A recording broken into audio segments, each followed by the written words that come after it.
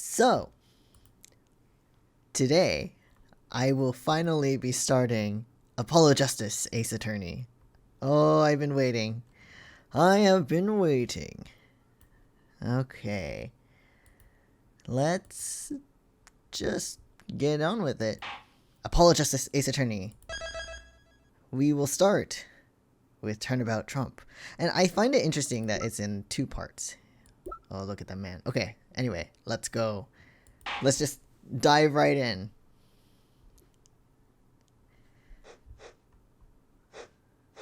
Oh.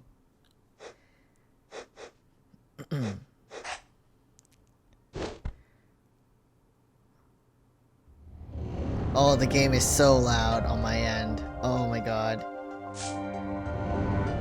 Oh. It's so loud, my ear. Okay. Showdown time. Poker. Hole. You lose.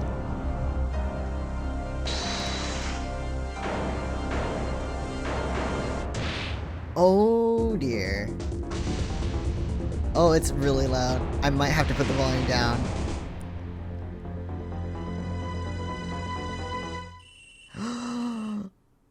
Oh, phone call? I seem to be in a bit of trouble. Something like that. Dead. Someone hit him. Hard. Me? Please. The cops should be here any minute. I'm in your hands. Should it come to that. Oh. Oh, we're back in the courtroom. Oh my god, this game is loud. Can I go to settings? No, I can only do here. All right, well, we'll just deal with the noise. It's okay. Wait, what about this? It's just a court record. Darn it. Okay, we'll look at that later. Is that the judge? Is that supposed to be a photo of the judge? I don't like it. Or a painting, I guess. All right. April 20th, 9:37 a.m. District Court, Defendant Lobby number 3. Oh, it's been so long since we've been in the courtroom here.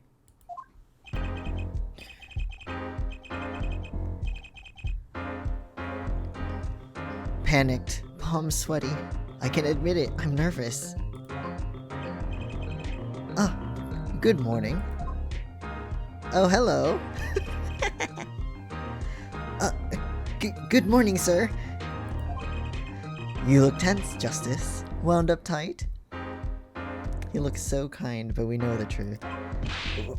Wound up, sir? No, I'm loose. I'm fine. That screeching noise. Is that your voice? I suppose it's to be expected. Your first trial, and it's homicide. I guess justice doesn't start small, eh? Wow, you're really making him feel better, sir. I'm fine. I got up at 5 a.m. to do my Chords of Steel voice workout. I'm fine! That explains it. Oh dear. Apollo, you poor baby. I did detect a certain rasping quality to your screech. Wow, okay. I overdid it again. I don't know about that animation, sir. As you know, your client today is a good friend of mine. I wouldn't want to let him down, if you get my drift. Drift gotten, sir. I'm all over that drift. Apollo, please. As it happens, I dined with him the night of the murder. We can't let this case fall through. Yes, I'm fine, sir. One more thing. Don't say you're fine quite so much. People might take you the wrong way. I'll be preparing our case. You might want to introduce yourself to the client. Oh, I know who the client is because, again, I'm not 100% spoil free, but oh my god, I'm so excited. Okay. My name is Apollo Justice. If it isn't clear already, I'm a new attorney. And today is my first trial. Not that I'm worried or anything. He's so cute. The defendant has been accused of murder. My boss wants to help him out, of course, and so do I. I mean, there's no way he did it. Not him! No way!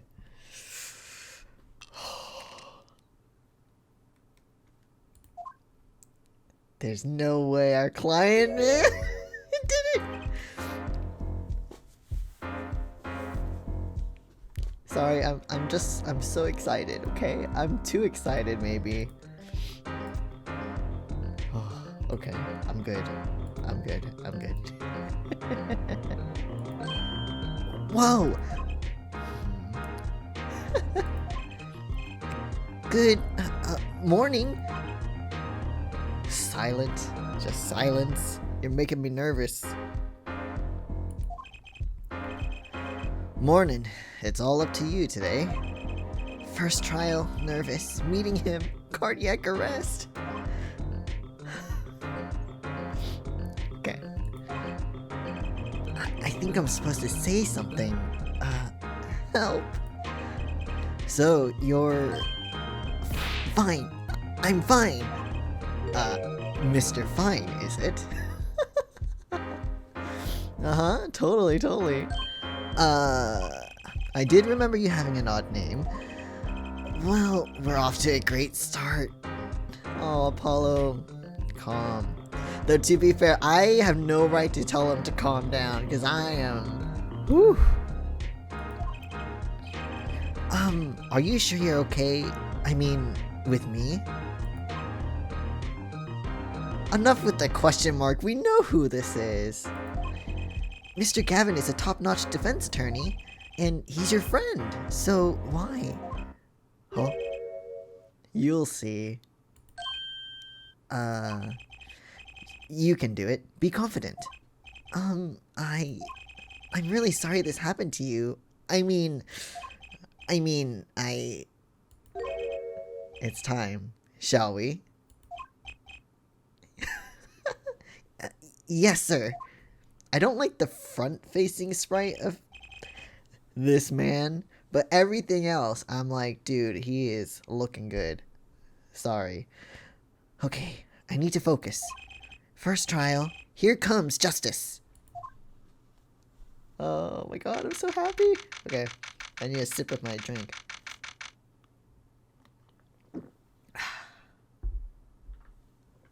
Okay. April 20th, 10 a.m. District Court, courtroom number 2. Oh god, why? Oh, I love this music, it's so good! Okay. The court is now in session. No, I don't want you here. Pain. I'm not giving you a good voice, dude. My throat can't handle that today. The defense is, fine. I mean, ready, Your Honor. Mind going blank. Don't panic. Too late. Your name was Mr. Justice, and this is your first trial. Yes, Your Honor, but I'm fine, really. Your reaction doesn't really point the most I'm fine looking picture, Apollo, unfortunately. Are you quite sure your voice sounds a bit strained? God, I love this music, it's so good. Mr. Gavin. Yes, Your Honor. I was under the impression that you would be heading up this case. I don't remember what voice I gave this judge. A long time ago. It's been too long. That was my intention, yes. However, a defense attorney must always cede to his client's wishes. And my client specifically requested Mr. Justice. Well, of course he wants justice. No, the attorney, sir. But to entrust his case to this greenhorn. Why? I don't exaggerate. I think that was better. I don't exaggerate when I say that you're the best defense attorney in town, Mr. Gavin. I just played Investigations. That's not the voice I gave him. Okay, so Gavin's got trial experience, fine, but does he have cords of steel? Then let's begin. The defendant may enter the courtroom. Then the defendant is... Beautiful man. This is truly an unfortunate turn of events. I'm sorry we had to meet again under these circumstances. Long time no see, Mr. Wright. Phoenix. Let's put the past behind us, shall we? These days, I'm merely Phoenix Wright, piano player. Mr. Wright, how could this have happened? I won't speak of it further then. If the prosecution would be so kind as to explain the charges, Mr. Payne. Dude, you're a fucking prick. Go home. You shouldn't be badgering the witness, not witness, the defendant like this.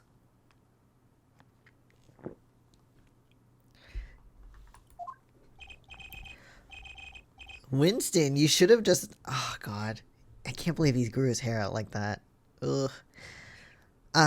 Winston Payne. Subtle as ever, I see.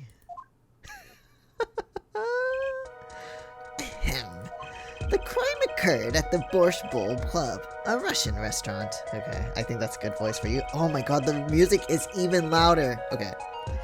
The defendant, Phoenix Wright, took the victim, a customer, and he hit him. Wham! On the head. Smack! Killed him cold. Very professional language, dude. Also, his suit. What did he do? He gave himself a makeover, but he looks worse. A customer at the restaurant, you say. And the defendant, you say he was the pianist for the club, it seems. Phoenix Wright, a pianist. This is the weapon that took the victim's life. A bottle of grape juice. Grape juice, yeah, totally. Grape juice is apparently our defendant's drink of choice. Alright. The court accepts the deadly bottles. Okay. Submitted as evidence by Prosecutor Payne. Deadly bottle added to the court record. Something to note, Justice. All evidence is filed in the court record. Make a practice of checking it frequently. The court record. Right. I've heard of that. We've heard of that, sure. Use the court record button in the upper right to look at the evidence so far. I'm confident in your ability to handle this. Right, the court record button. Sounds like it's time for some hands-on action. Alright. Hold on, Judge. Let's look at the court record for a sec here. Let's look at what we have in this evidence here. Attorney's badge. Other one of my possessions. What type? Okay. How long did I yearn for this one? For one of these? Just putting it on makes me feel ready. Oh, interesting. We could take a look at it as well. And we have our bar number. Okay. The time of death was around 2 a.m. April 17th. Death caused by single blow to the forehead. Shady Smith, male. Estimated time of death, April 17th, between 1:45 and 2:15 a.m., so very early in the morning. Cause of death, cerebral hemorrhaging, resulting from blunt trauma to the forehead. Crime photo 1, the sub-basement at the Borscht Bowl Club. Touch the check, okay. Wow, alright.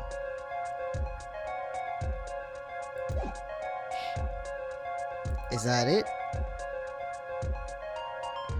Grape juice bottle used as the murder weapon bears the defendant Mr. Wright's prints. Anything that we can look at?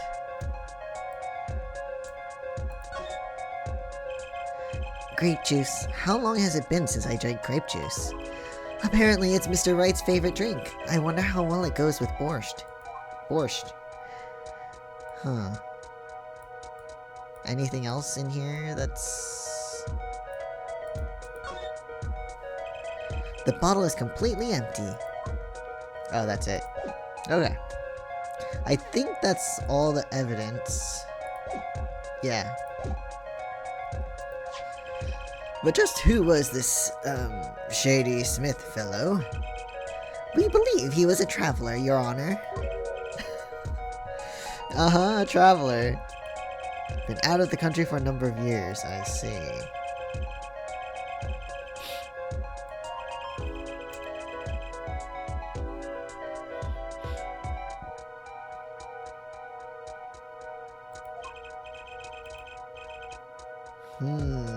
Okay. We believe they first met at the Borscht Bowl Club on the night of the crime. If they had only just met, then why murder? Perhaps the victim slighted the defendant's piano playing. That doesn't appear to have been the case. No, the motive had nothing to do with the defendant's lack of playing skill. At least not piano playing. I'll let this photo explain what I mean. Right. I mean...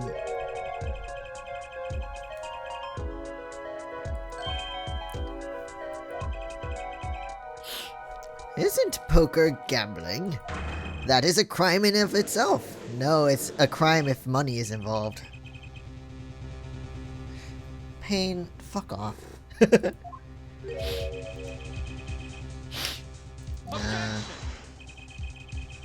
Oh, that's the voice you got? Alright. It is true that the defendant was engaged in a game of poker with the victim, yet it was only that, a game, in the purest sense, a competition, Your Honor. Yeah, Pain, fuck off. Yes, a test of wits, a silent clash of passions. Only the cards, their backs wreathed with blue flame, know its final outcome. He means money wasn't used.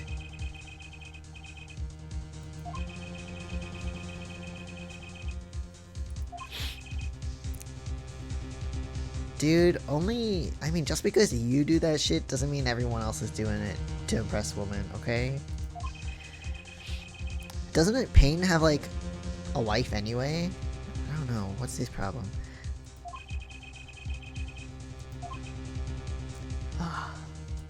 So excited. Alright, now we're testifying as Mr. Phoenix Wright. Holy shit. Alright. This is it. My first trial. Here goes nothing. This is so weird. Okay. So loud. I am a pianist by trade, yet I can hardly play at all. Great start. My real job is to take on interested customers over at the poker table. The room where we play and the competition is in there are the club's main attractions. The rules are simple. We play a game of poker using 2 decks of cards. That's all it is, a game. And our customers are happy. Okay. A pianist who can't play piano. Fuck off. Pain, fuck off. You're such a prick.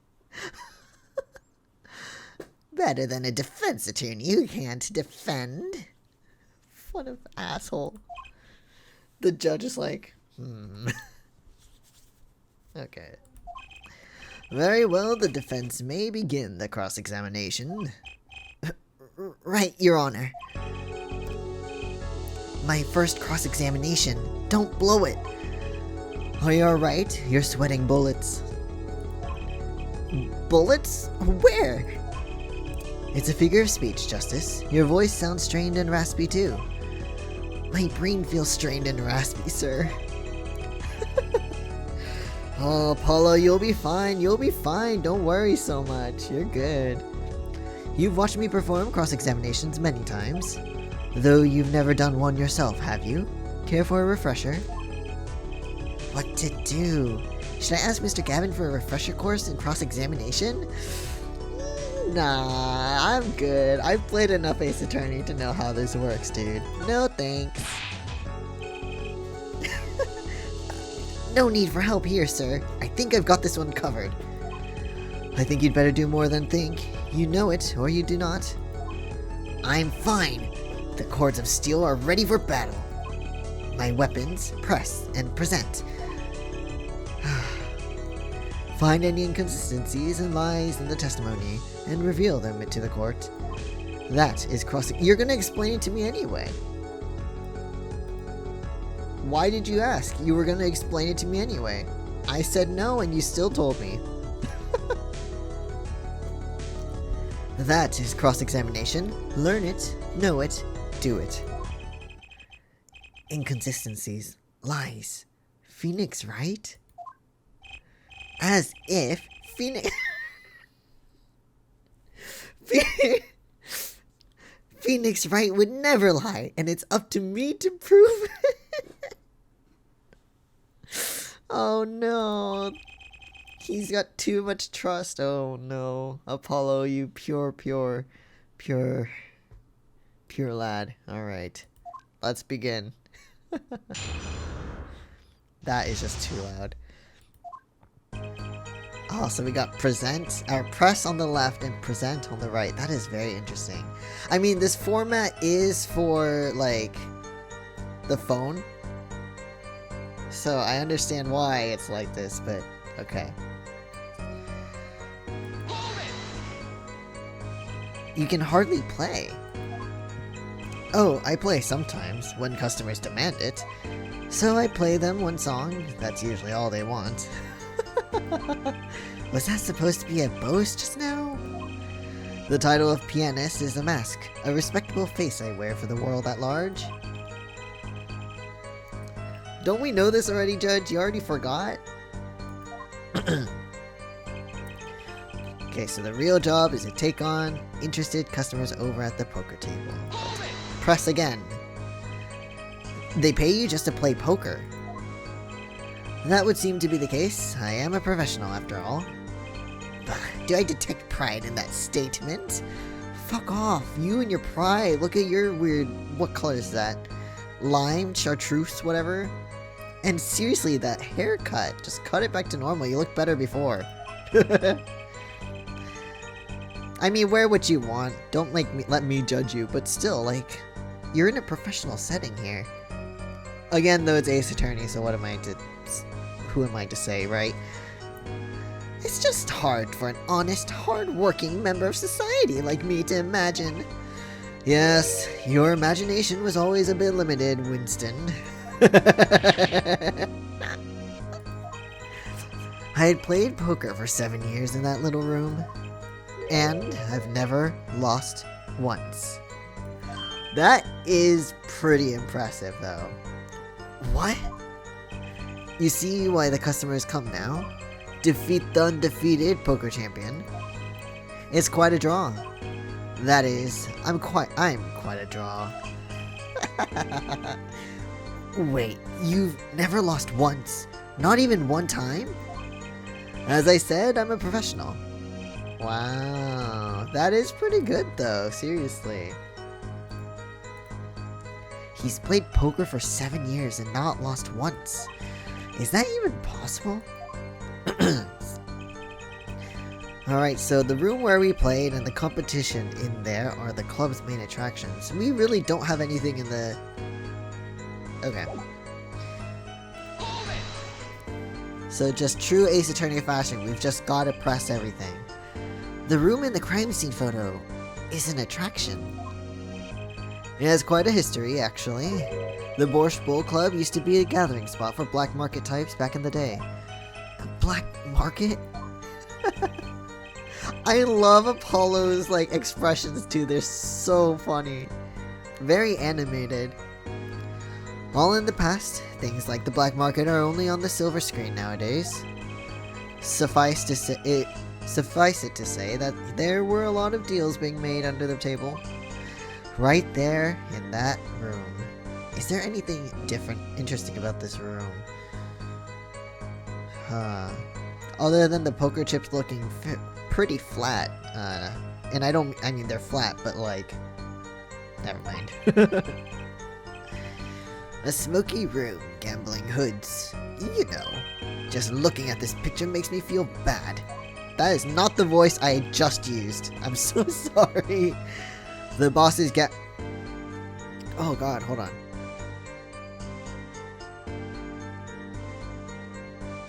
Okay. The bosses gathered around the table, cutting deals, safe from the eyes of the law. Meanwhile, a goon keeps watch through the small window. I can practically picture it now. There's a window in here? What window? Oh, that's a window! Oh, okay. That didn't register to me as a window at all.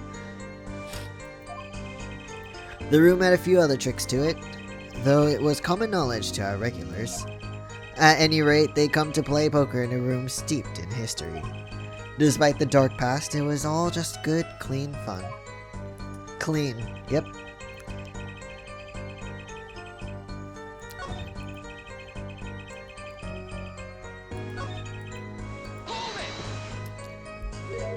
Two decks of cards. A simple measure to prevent cheating. If you alternate two decks, no one can slip in cards.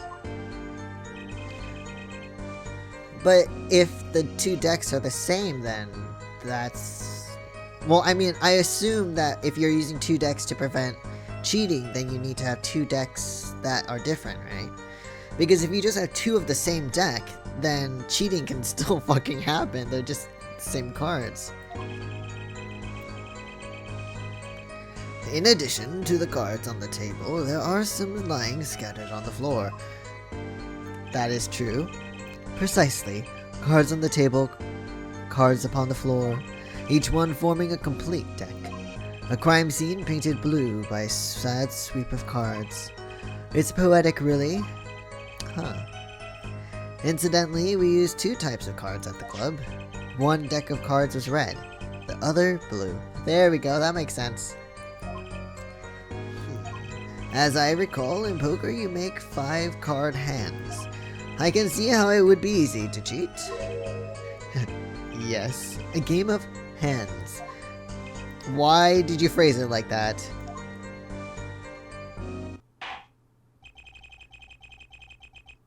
This competition you're talking about. Ooh, voice. I believe the court understands the nature of the game sufficiently. Wait, is that the only reason for this testimony? Okay. That's right. It was a simple game after all. Are you sure? Judge, why? People are not murdered over simple games, Mr. Justice. Defendant, you were in the room the very moment that the crime occurred, yet you claim no connection to the crime. Now, that's strange. I was testifying about the competition that night. Asking me about the crime at this point is against the rules, Your Honor. Of course, I expected to hear a cry of objection from the defense.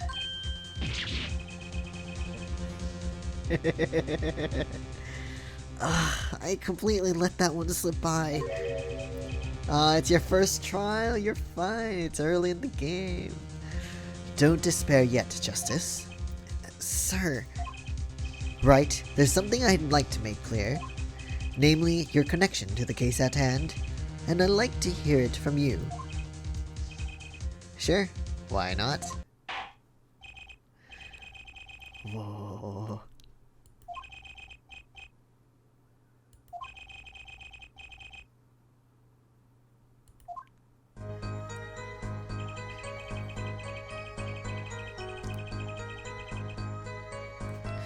I plead silence regarding the murder, but I will say I never touched the murder weapon.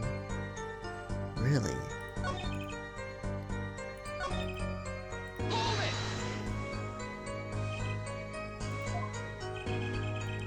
The defendant has the right to refuse to testify. I haven't forgotten everything about the law. But why? That clearly puts you at a disadvantage.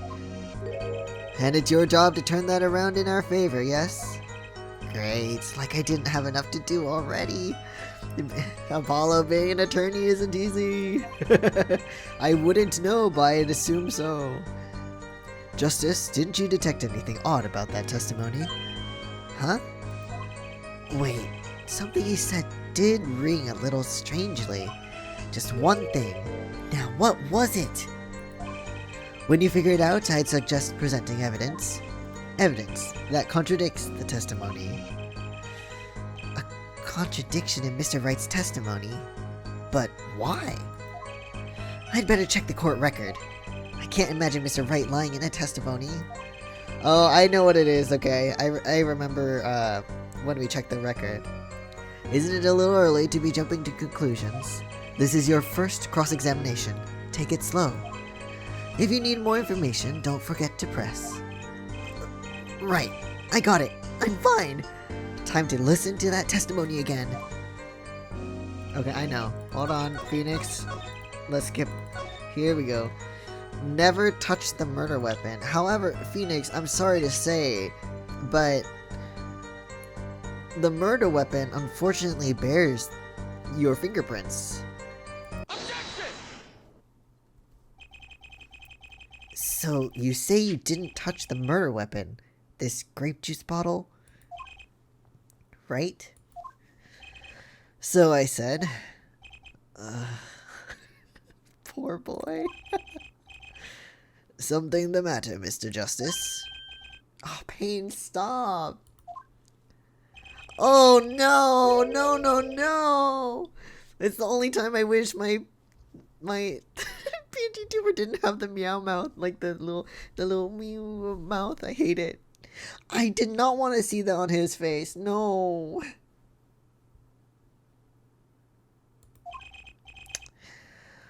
Ugh. I know. The fingerprints on there. Yeah, I know. Dude, that is a powerful objection, Apollo. Excess yelling can damage the judge's ears, and our case.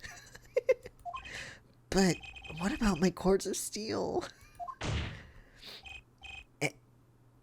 Anyway, what's so strange about fingerprints on a bottle in a restaurant? Oh no, I do not miss your objections, Payne. Oh, they wouldn't prove a thing if they were normal fingerprints. Huh? But the fingerprints on the murder weapon were upside down. Upside down? What does that mean? It means he was holding the bottle inverted, and there can be only one reason for that. Oh yeah, I know. Stop! Stop! No, get...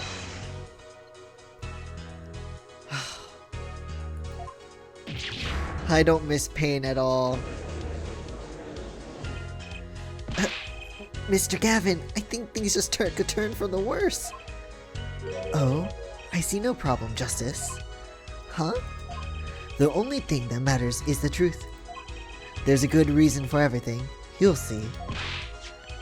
Defendant, can you explain your fingerprints on this bottle to the court? Phoenix. I stand by my plea of silence regarding the murder. For now. Oh? Oh, we got a little bit of mystery here, Mr. Phoenix, right? Not very cooperative, are you? This could hurt your case. I'm sure he's uncooperative because he's hiding something. There must be some reason. Objection! God, voicing him is just... It grates on my own ears to hear my own voice like that. Like, okay, to be fair, using that voice isn't a problem, but using that voice associating with pain brings me pain. Whatever. Anyway. Your Honor, you seem to have forgotten something. On the night of the crime, who was it who reported the murder to the police? Report? reported. Oh, well, that was the defendant, Mr. Wright. But still, that... really? Yes. Well, according to the case file, the murder was reported from near the scene by a call from the defendant's cell phone. Near the scene? Alright, let's look. Show me.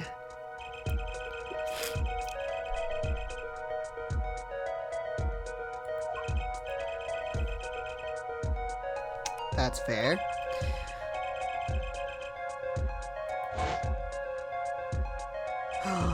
Oh, what a lovely image.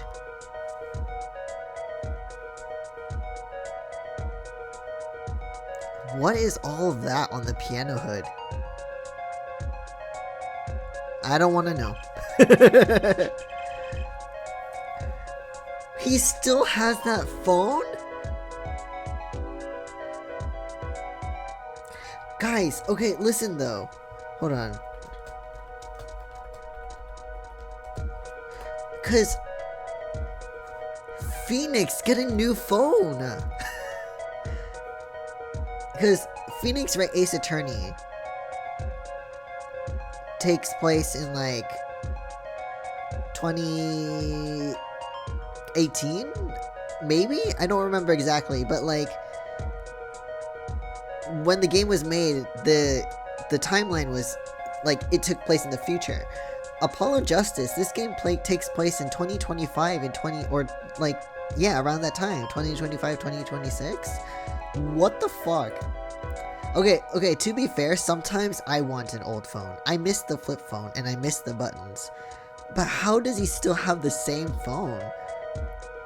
That phone has been through some shit, so what is wrong with me?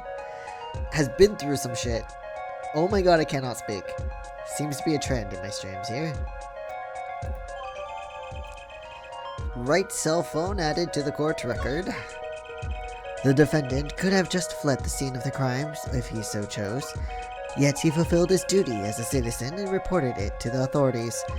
And you claim he is being uncooperative? Ugh. Nice save, Mr. Gavin. I'd better not waste this.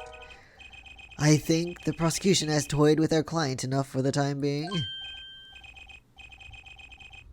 Really now? You have been making jabs at Phoenix right here, though.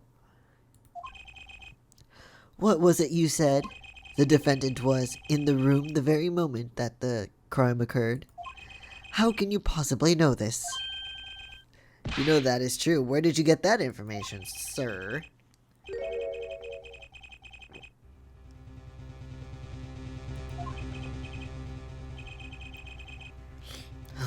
God, I hate him. So someone else was in the room the night of the crime. That must mean they witnessed the crime. Everything up till now has been a warm-up, Justice. Are you ready? I'm never ready, sir. I'm never ready, but here we go. What the fuck?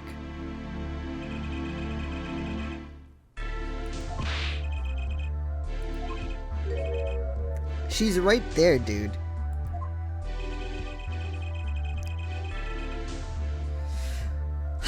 Come on, they don't look like horns. Not really. So I use a little hair gel. Relax, people.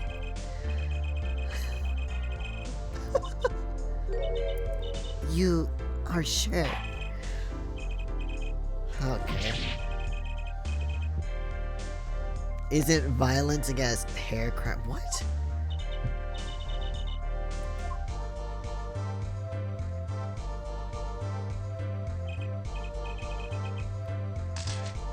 Ah, don't do that. No cameras allowed in the courtroom, lady.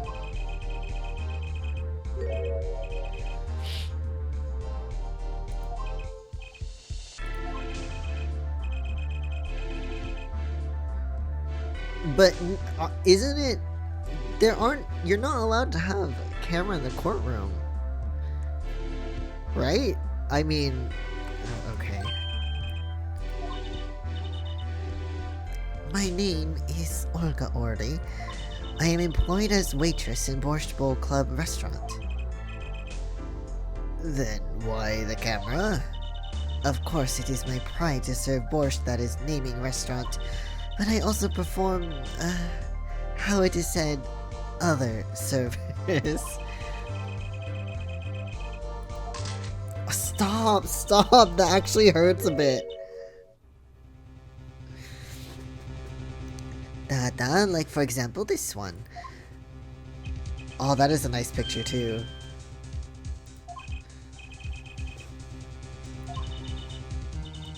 Man in white hat is one who has gone kaput. Oh, I love the little nesting dolls in the background too. So cute. And I'm assuming the food is like a pirashki. So cool. They're very tasty. Indeed, that is the victim.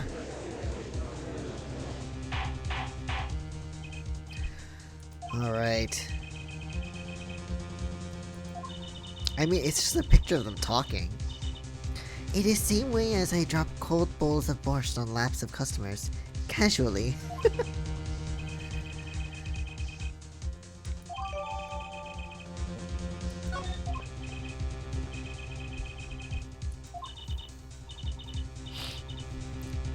I was in room. The hideout, we call it. Excuse me, the hideout? Bad guy was arrested, cool. Oh, I don't like the flashing, but I don't think there was an option in the options to turn that off. This is really annoying. Your look of utter surprise. It is lovely. I will post by courtroom door later for you. Oh my god. Also, they didn't need to write da like that. Get rid of the H. It looks weird. So there were 3 people in the room at the time of the crime. The victim, Shady Smith, Mr. Wright, and Olga Orly, our witness. And if Mr. Wright isn't the killer, that means... Who? Very well, witness. You will testify to the court about the night's events.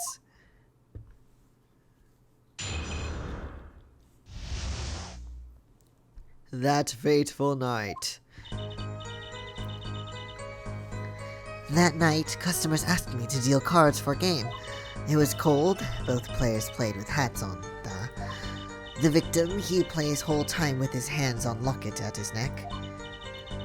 Then, last hand is done, but something terrible has happened. That man flew at victim and strangled him to death. What? But... okay. But he wasn't strangled, though.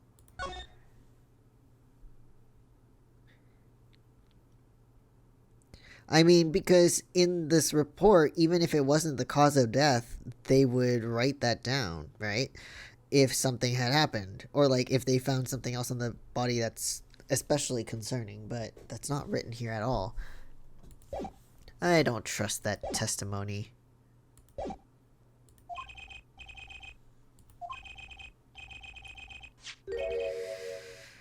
Ooh. Oh, that... okay. That's ridiculous. Because Mr. Wright can't lose.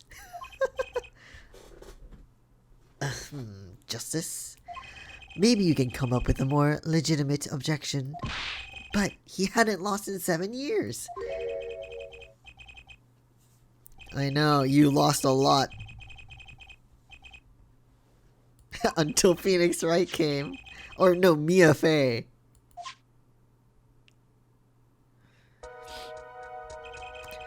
These are the poker chips as they lay the very moment of the crime. The hand and chips on the side belong to the defendant, Mr. Wright. Those on the far side belong to the victim, Mr. Smith. Chips. Chips, that's what we use in poker. Your hand is your army, and the chips are the spoils. I knew that. After all, in my youth, okay, Judge, stop. Looking at this picture, it does seem that most of the chips are on the victim's side of the table. That just shows that the judge doesn't know anything about poker. Listen, I know next to nothing about poker, but I do know the chips have different meanings, right? Values, I mean. So let's say, from what I understand, the bigger ones are actually like or it wasn't by size, it was by color, I think. But I think those ones are probably worth less. So let's pretend these are, I don't know, 1 or 5. Let's go with 1, because then it's easier to make it less. And these are like worth 5 or something. I don't know. So you'll have 1, 2, 3, 4, 5, 6, 7, 8, 9 plus 2, so that'll be 29. Or, I mean, even if those are 5s, hold on, 5, 10, 15, 20, 25, 30, 35, 40, 45.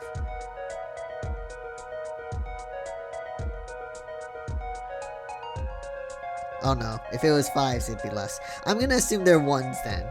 So 1, 2, 3, so 9 plus these 2, 19, right? But so let's say the reds are 5s, right? Then this would be 20 plus 1, so it's 21. So Phoenix's side would still be the winning one. If we're using that logic, I don't know for sure, but I read that as chip potato for some reason. I don't know why.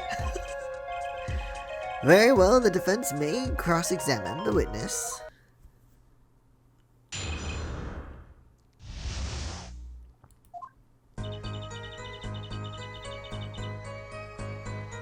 Oh, okay. Sorry. Let's see. It was cold. Both players played with hats on.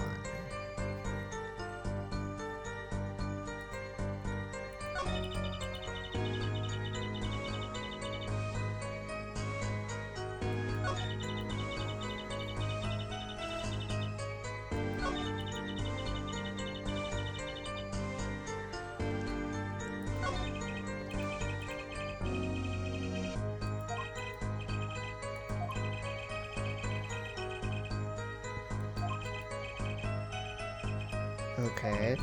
Okay, I think I know. I think I know what I need to present at right now. This one. Because like I said earlier, there were no signs of strangulation, right? Oh, really? Strangled, you say? That's odd. The normal customers only choke on borscht. That's not good either. No, I mean, this report shows that the victim died of a blow to the head.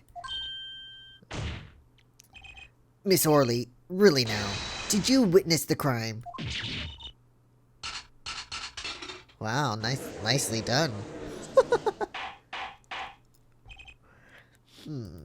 Looking at the picture, it doesn't seem like he was hit. He's still wearing his hat and everything. But he also doesn't look like he's strangled either. Oh.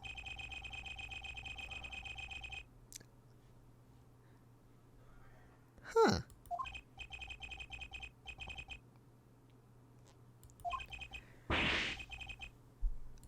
Yeah, no shit. No, someone just painted blood on there. Don't worry about it. Painted blood, use some makeup to make it look bruised and shit.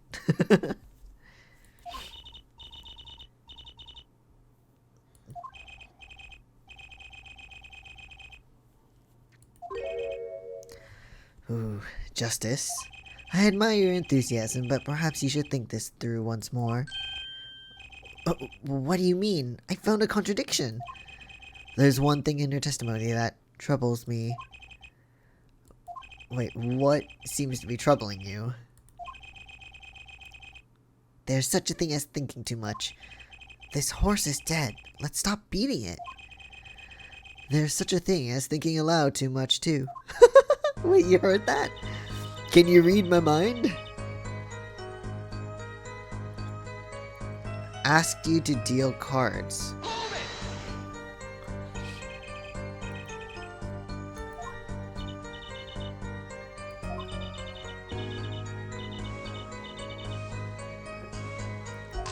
Stop with the camera! Please stop with the camera. It actually does hurt my eyes.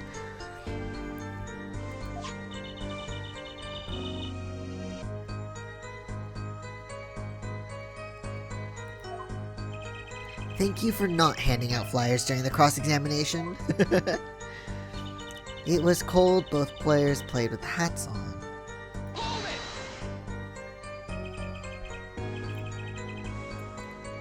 It's already April. How could it be cold? Dude, you don't know.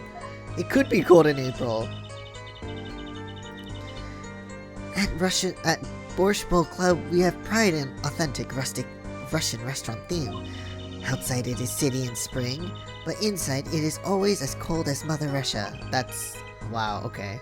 No way am I going there. Exactly. It's too cold.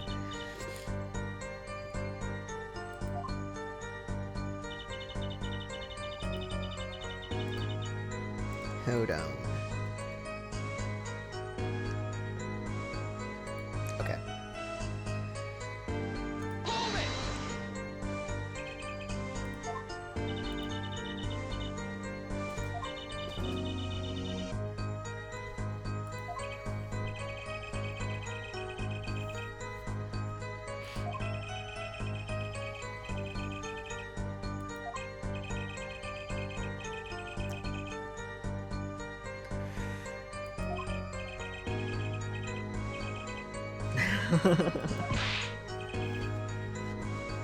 Oh, no need to be so defensive, Judge.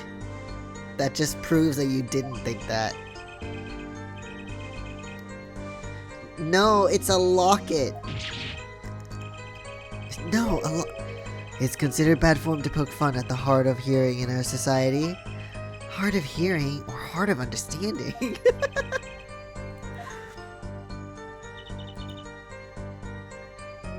Okay, maybe...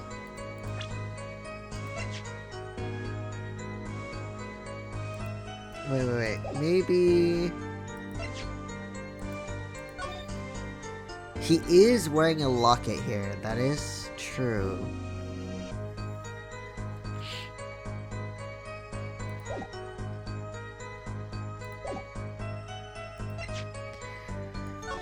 But he's not wearing a locket here.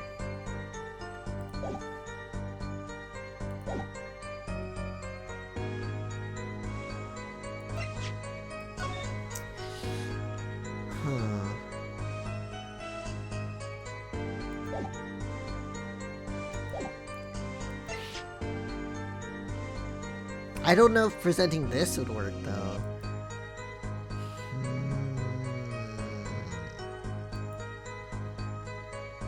Objection!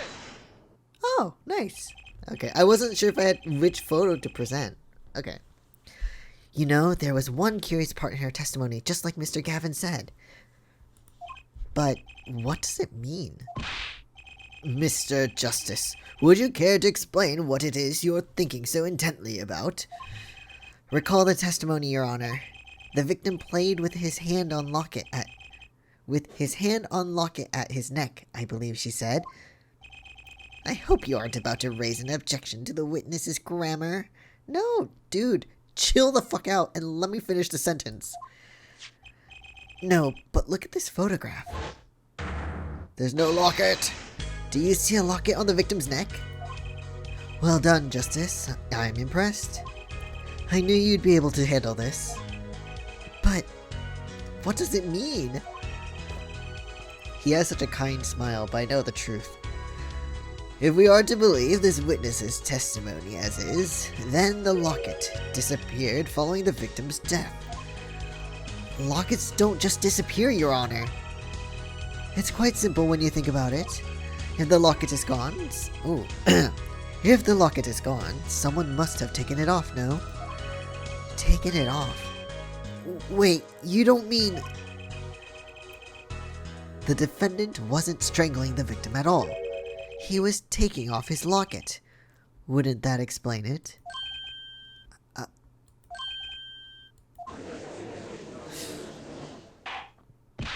Oh? Stop being so mysterious. Say.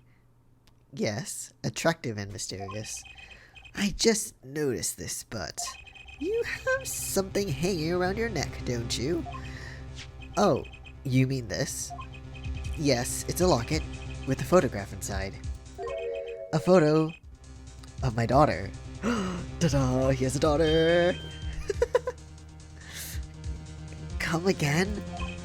Mr. Wright, you have a daughter? We confirmed it at the time of the arrest. The picture in the locket is indeed Mr. Wright's daughter.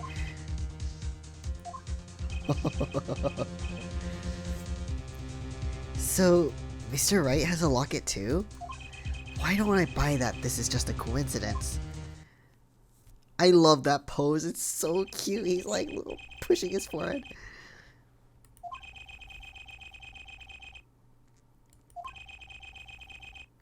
Why not?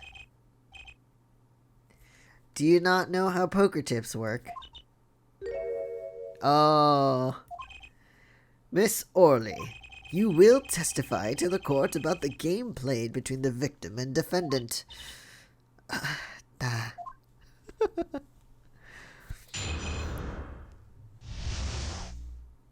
Alright, Miss Orley, what secrets you holding back on? The game began with 3,500 points in chip for each man. House chips come in two sizes, small and large. The one who was winning, it was victim. For last hand, defendant play with all chips on table and loose. The moment loss was decided, defendant grabs bottle from table and...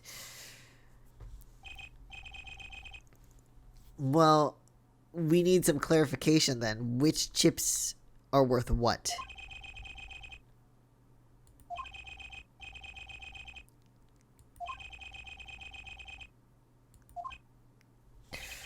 But to kill someone over a game of cards, especially Phoenix Wright.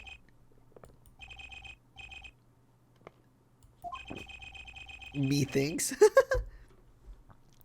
the judge watches too many old court movies. Mr. Wright said he hasn't lost in 7 years, so this testimony must be wrong. Huh. I want to ask about the chips. Are the chips in this photo all the chips that were used? Of course. Huh. Something's fishy with these chips. Should I press harder? Of course, press harder. Maybe you should explain a bit about these chips. Explain? What is there to be explained? Stop objecting! Stop making that face! I hate it. Poker chips are poker chips. They're not fish and chips, not a chip off the old block, not a more stop. Thanks. Now that I pressed her, I'd better ask something. What are these chips worth? Are they in dollars or rubles even? Yet, as I've been saying before, it was game, not gambling. Hard props for capitalists to understand. Fuck off. I know what you mean, but still. 2 types of chip. 100 points chip and 1000 points chip. It is not money, Justice. Sir? Don't you find her comment interesting? I do, but which is which? I'd have it added to her testimony myself. Which chip is which? Please tell me.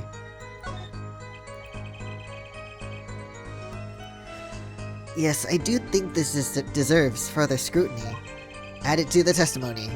I wish I knew where I was going with this.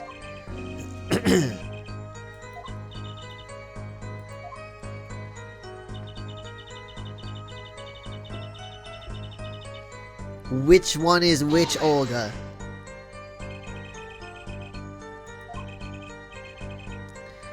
Which chip is which?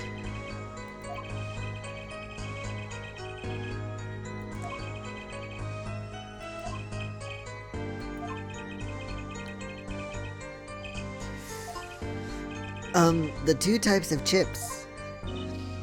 The small ones are 100 and the big ones are 1000.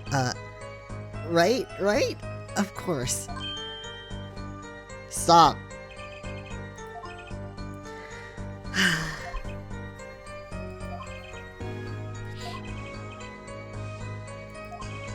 Great, Mr. Gavin made me stop her and now I'm the one who looks dumb. Oh, Justice. Please try not to embarrass me like that. Shut the fuck up!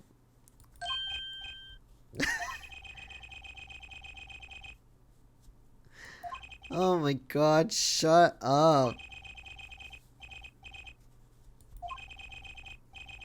We're not in...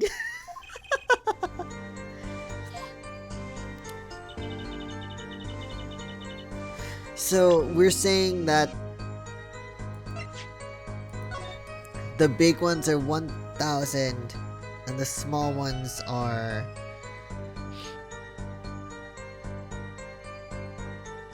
100.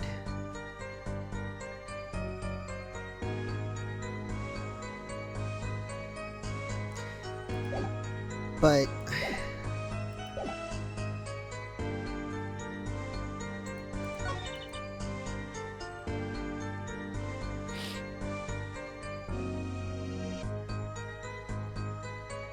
wait, whose side was what again? I don't remember. Well, okay, so the victim side is the one with the 3 kings and 2 aces. And then Phoenix's side is the 3 sevens and 2 aces.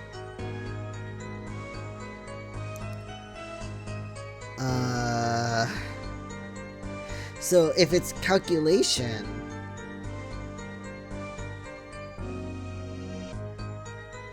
then with the information given, which I think is probably the opposite, then the victim would be winning. But if it's the other way around, then he's... I don't know. I mean, I could try presenting this, but I don't understand why Unless we're trying to prove that the chips have opposite values compared to what he was thinking at first. Okay. You're sure it was the victim who won? Absolutely sure?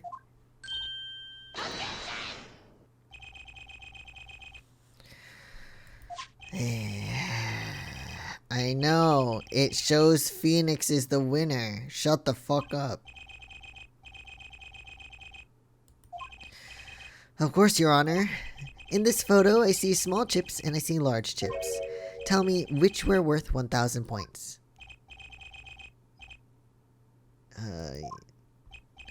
Oh, I thought so too, but then the totals don't add up. Oh, okay, hold on. Let's look at this. Okay. So each side starts with 3,500, right? I think. So that's 7,000.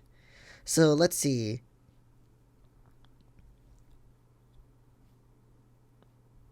Oh wait, no. What am I talking about? Okay. Yeah. Okay, never mind. Okay, so that's 7,000. So if the big ones were 1,000, that wouldn't work because that would be too many points in total, right? But if they are 100, was it 3,500? I don't remember. Something like that. Anyway, so we've got 6,000. So that's 6,000. 1, 2, 3, 4, 5, 6, 7, 8, 9, 10. Of the 100. So that's another 1,000. So that's 7,000. So the big ones have to be 100s, or else it doesn't calculate up to 7,000 in total. That's what they meant by calculation. Fuck, okay.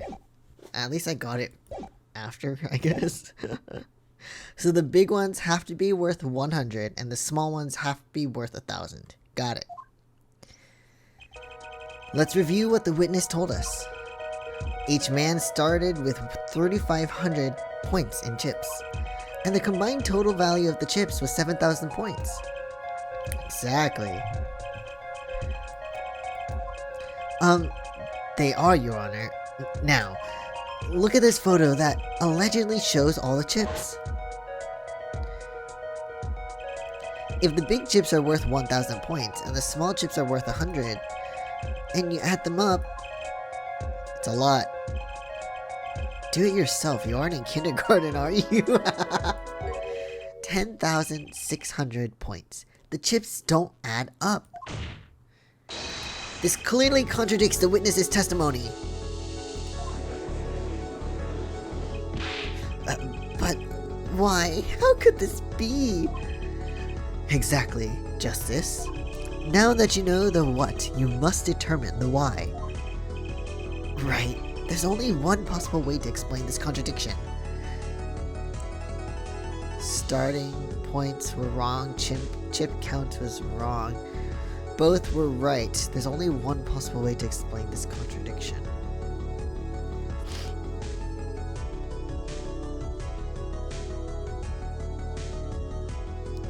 What do they mean? I'm guessing both are right because, like,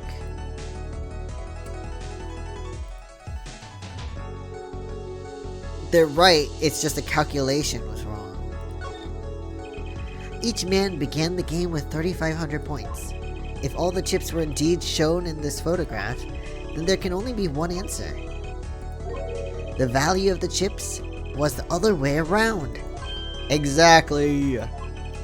Want to know what I think? The small... Oh, stop with... Okay. The small chips are worth 1,000 points, not the big ones. Madness. Utter madness. Show me that photograph of the chips again. There are 6 small chips and 10 large chips. Why, that does make 7,000 points when you add them up. Excellent work, Justice. It's almost as though you figured it out by yourself. Well, fuck you too, I guess. Well, ow. I'm just glad I was the one who said it.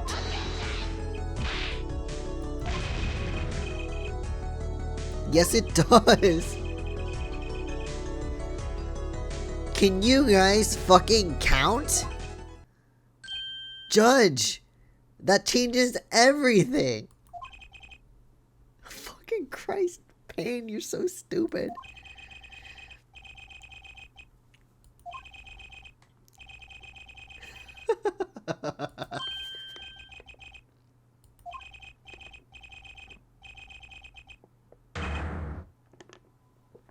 Yeah.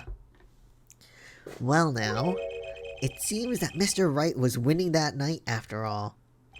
There's no need for him to attack the guy if he didn't lose. My client had even less reason to kill the victim. After all, he was winning. Oh, this music's so good. Now, Miss Orley, you must have known the true value of the chips, since you were there at the scene of the crime. Since you were there at the scene, or weren't you? They could have gotten rid of it. I got confused.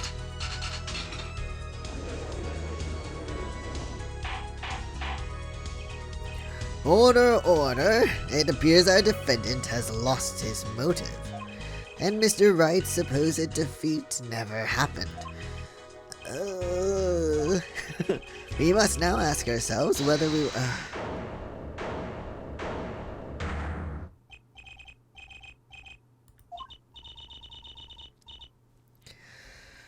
Yes, Miss Orley, what is it?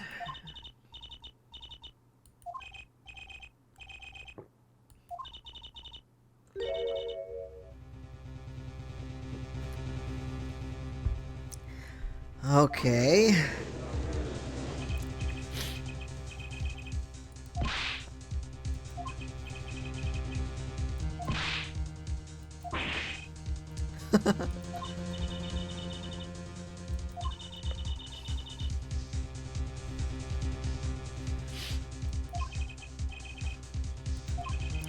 So someone was cheating.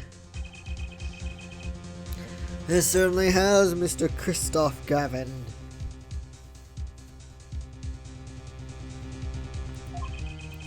Full interesting.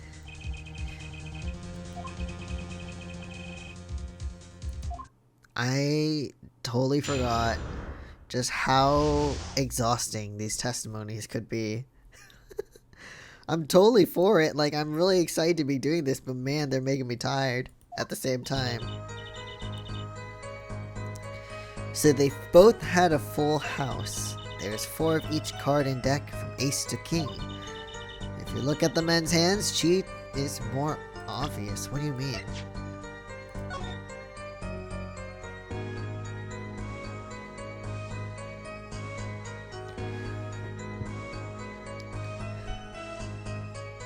I don't understand how it's obvious.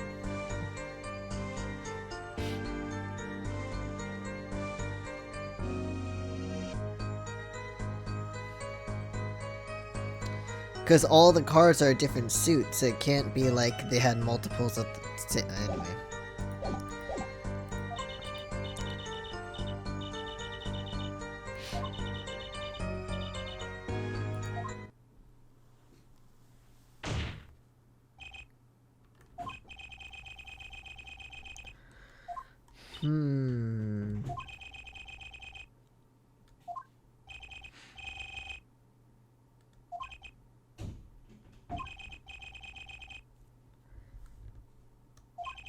Not easy to make in my experience.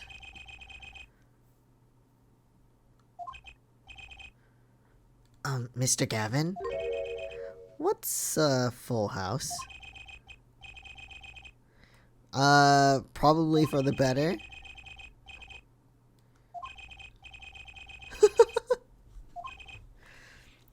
Justice, you know the terms 1 pair, 2 pair, and 3 of a kind, yes? Yeah, no problem. 2 cards with the same number makes a pair, and 3 makes a 3 of a kind. Good. Now picture a hand with 1 pair, and 1 3 of a kind. Oh, that makes a full house, okay. I didn't know that, actually. Ah, God. Wait, but both sides... If it's not so easy to make, then how did both sides have one?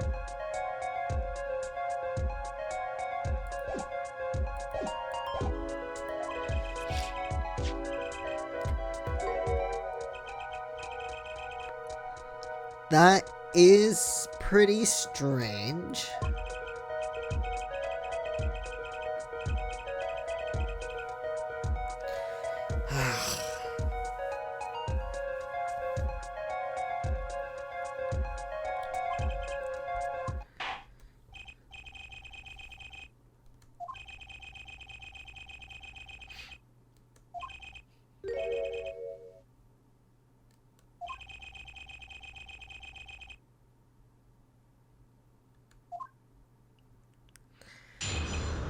Okay.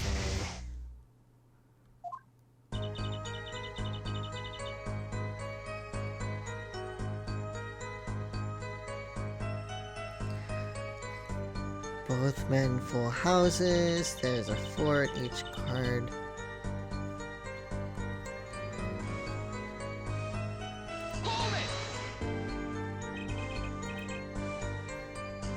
4 of each card, you say? 1 spade, 1 diamond, 1 heart, and 1 club for each. I know this, Olga. Which is why I'm more confused on this, because like...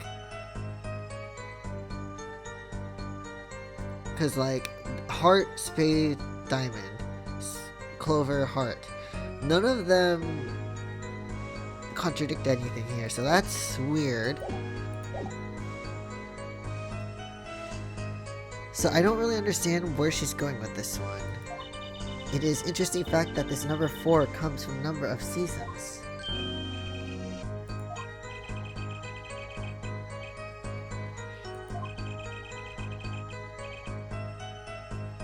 Oh.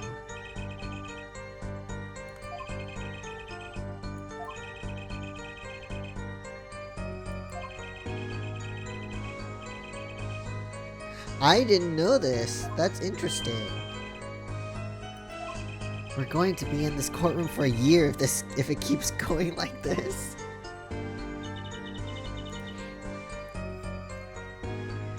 If you look at both men's hands, Chi is more obvious. Why? I'd like to learn more. The defendant, he played a 5th ace. 5th ace? I still remember both hands very well. Mr. Smith's hand has 3 aces. Wait. Wait. No, it doesn't. There's 3 kings and 2 aces.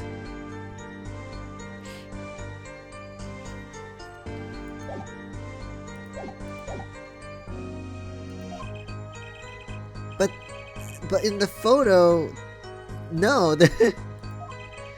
Your Honor, perhaps this can be added to the testimony without Mr. Payne's joke. What the fuck?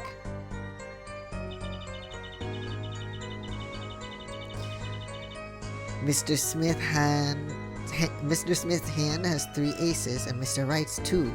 It is 5 aces in all. That's not right though. That's not right. 5 aces. Okay, I'm gonna present that because that makes no sense. There are 4 aces in total in this photo. It appears the witness is mistaken. Mistaken? But my name... Look, this piece of evidence clearly contradicts what you said in your testimony. I know, but there are cards there too. Justice, perhaps you ought to explain your point in a way that the judge can comprehend. In other words, use your finger to point out your point. Okay. Fine, I'll do the work for you, Judge. Right here.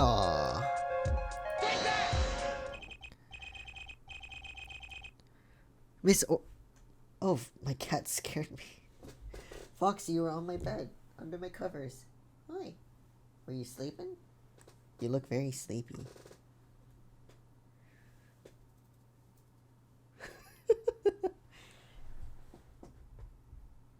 You look very sleepy, Foxy. Okay, just sit there and stare at me, I guess.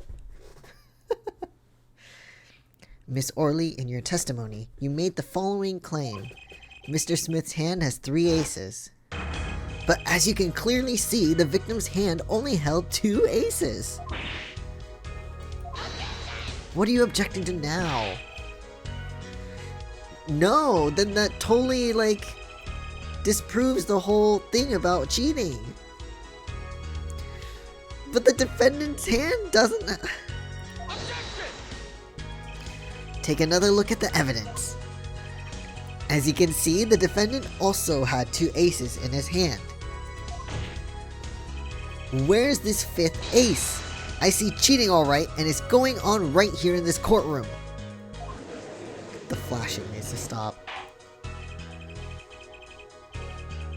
2 aces in each player's hands does make 4 aces total. Hardly proof of cheating. Oh, wait, please.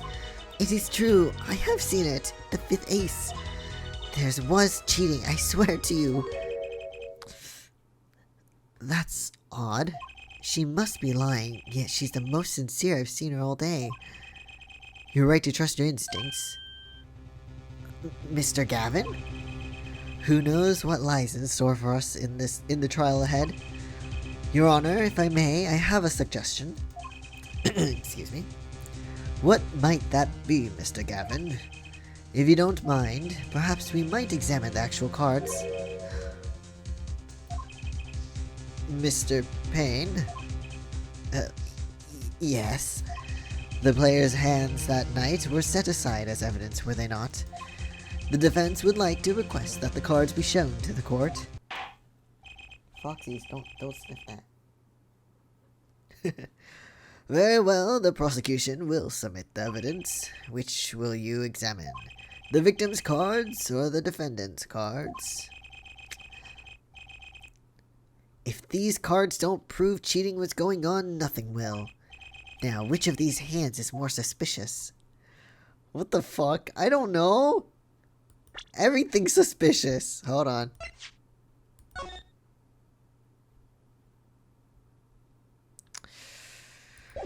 Okay.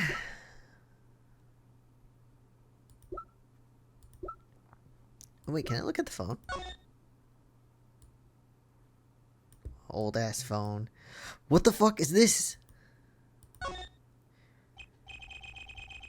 Oh my god, it's tape! Wow, the batteries are held in with a piece of tape. He should just buy a new one. Maybe he can't afford it, or he just doesn't care. That's so funny. Phoenix, get a new phone. What the fuck? Oh my god. Foxy, stop sniffing. What are you doing? That's garbage. Why do you like my garbage can so much, cat? I don't understand. So weird. Why does Apollo look like a Digimon character? He kind of does. It's probably his hairstyle. The haircut. What? Let's see. The victim's hand or the defendant's hand? Which of these is more suspicious? I'm gonna go with the victim. I'd say the victim. Yeah, let's go with the victim.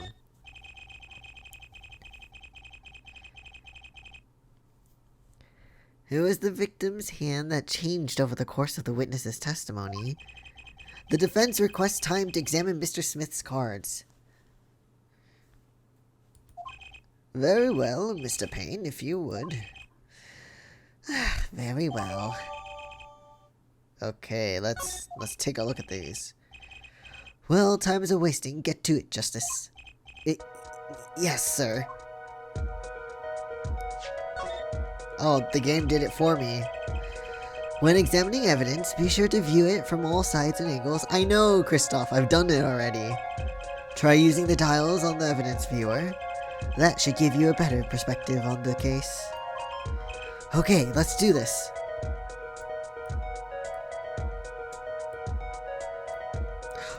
Oh! This one... Blue card? What's wrong? What? Your Honor, look at this. One of the victim's cards. The back is a different color. Exactly. Fuck you. That's impossible. But I put that card in right. You cheat. Olga, you motherfucker. What was that, Miss Orly? No, yeah, I merely said I have. Your Honor, tell me, what is the easiest way to cheat at poker? To cheat? I'll tell you. One merely needs a friend, a comrade, shall we say. The dealer. Ho ho! Wait, so you mean this witness, Miss Orly? She's the cheater, a professional, I'd wager. Wow. How dare. Time to focus, Justice. Time to take advantage of her. I mean of her mistake.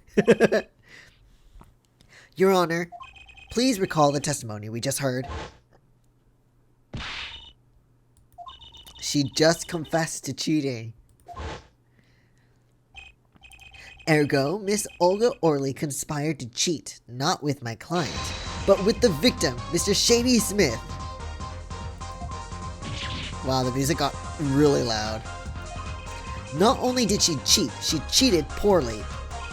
Therefore, it is not hard to imagine an altercation between her and the victim.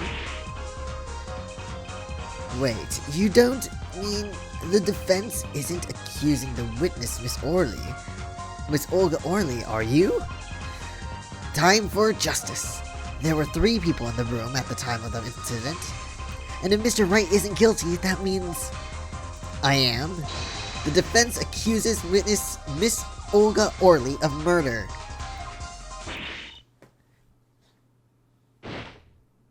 Oh. Oh, wait, what was that? A lobster? A crab?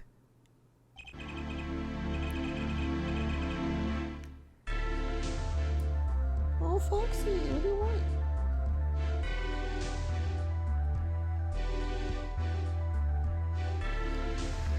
Mr. Payne, where is your witness, Miss Olga Orly? When the defense decides to play aggressive, exactly.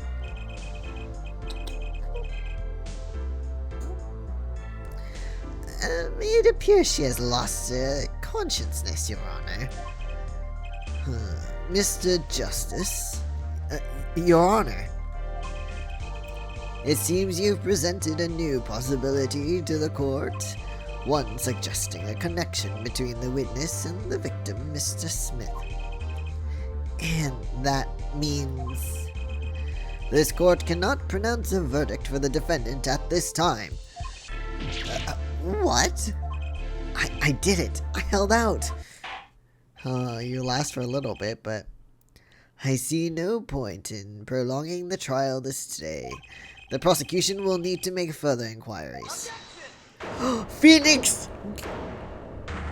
Why are you objecting? Mr. Wright! You can't end the trial here, Your Honor. Not yet. What nonsense is the defendant spewing now? Think. One of the cards had a different colored back. Don't you wonder what it means?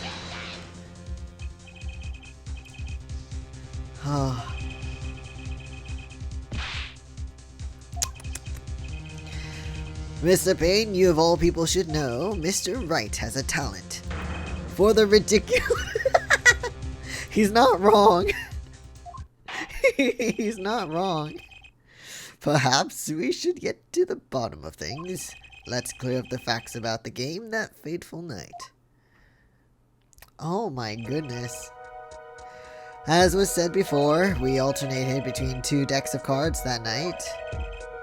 That's true. The 2 decks at the club have different colored backs, blue and red. 1 color per deck. So that way you wouldn't be able to cheat. Why use different colored backs? We use the same color, the 2 decks might, if we use the same color, the 2 decks might get mixed. Okay. You used different colors and they still got mixed up.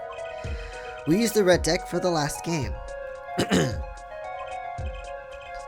that checks out. Oh, wait, hold on. The judge is saying that's odd, and that does bring up a good point. Kristoff in the beginning said there was like a sea of blue, so that means the deck should have been blue, which is weird. Right, yeah. Yeah, me too. I'm sure someone said something about blue cards.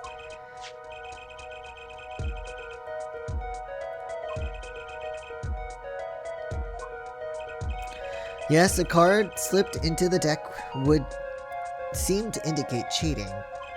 Yet, this card raises two serious questions. Apollo? Yes? Let's consider the first question, shall we? Think. In the last game, when was the card swapped? When?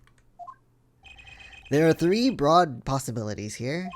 It could have been swapped before the murder, during the murder, or after the murder.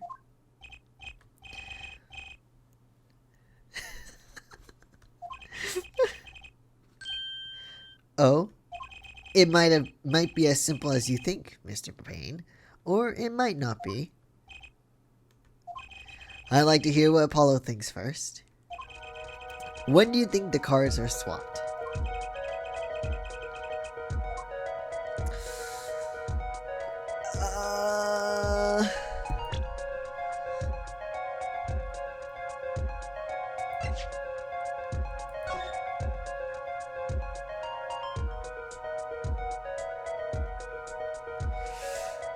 When were they swapped?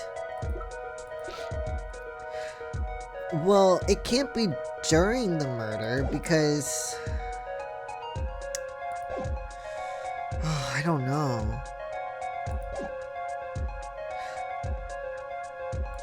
Let me save. I'm gonna go with after the murder. I'm gonna try that first. After the murder. Perhaps it happened after the murder?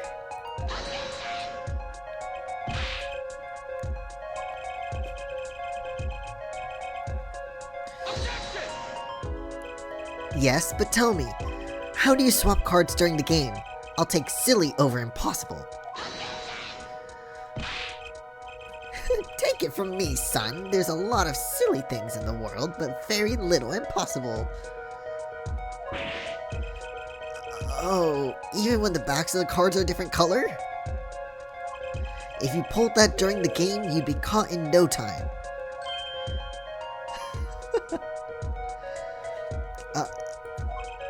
Quite true. That would mean that the blue card in question was swapped after the hands were shown, after the murder.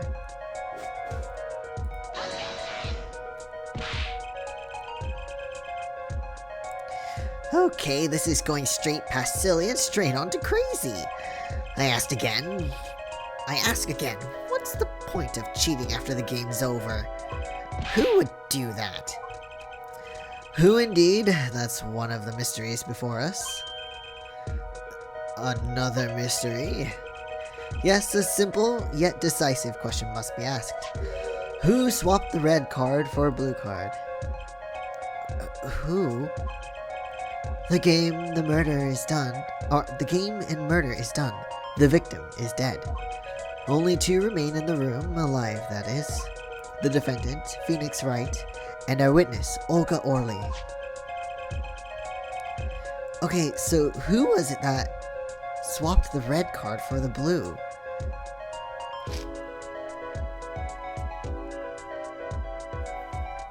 Let's see. So we could say Phoenix Wright, but I wouldn't think he would do that. Olga Orly, but if she's truly a professional, then I can't believe that it's her. And it could be someone else, but we don't know if there was anyone in the area. Because as far as we know, it was only the three people in that room. Shady Smith, Phoenix, and Olga. So,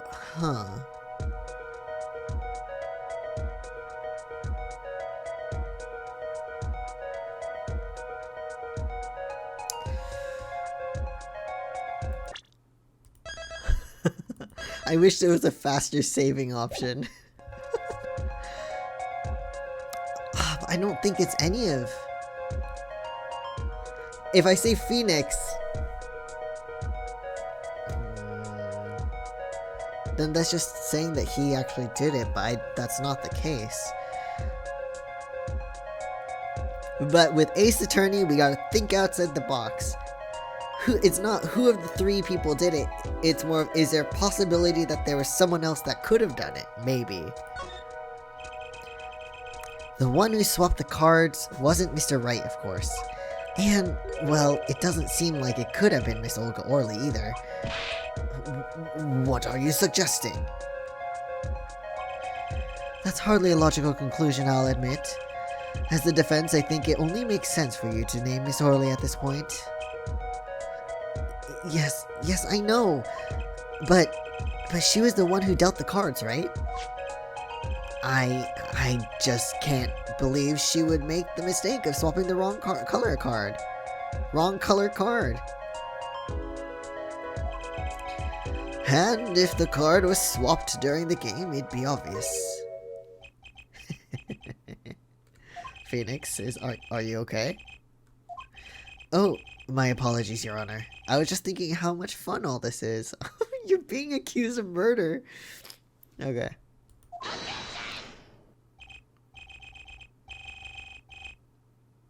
Pain. That's not surprising. Think outside the box. What box? I'm pretty sure the only closed box in this courtroom is the judge's common sense. You're not wrong. The judge is very, I mean, you know what the judge is like, so he's not the brightest person in this courtroom, nah.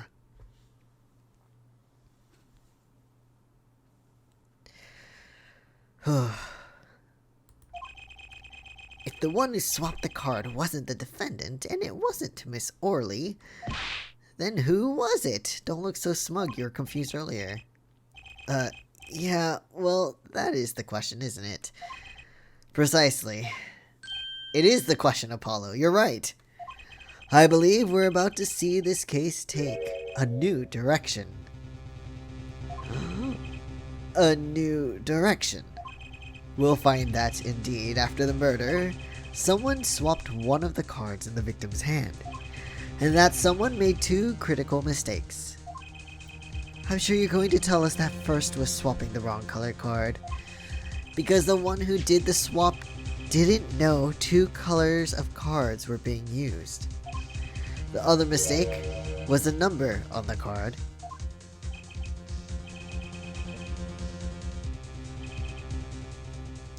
Yeah, that is true. Why would they choose the wrong one?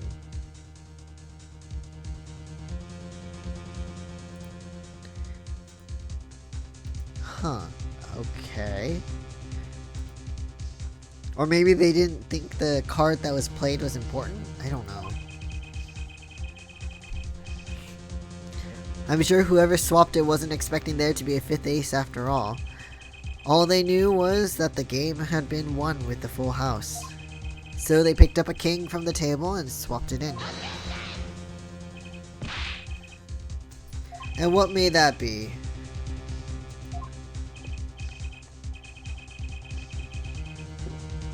Wait, can we...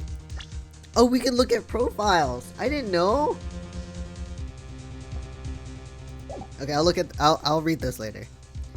True, not until now, but you have to admit the possibility of a fourth person. Though it's more than a possibility, there was someone else there that night at the scene of the crime.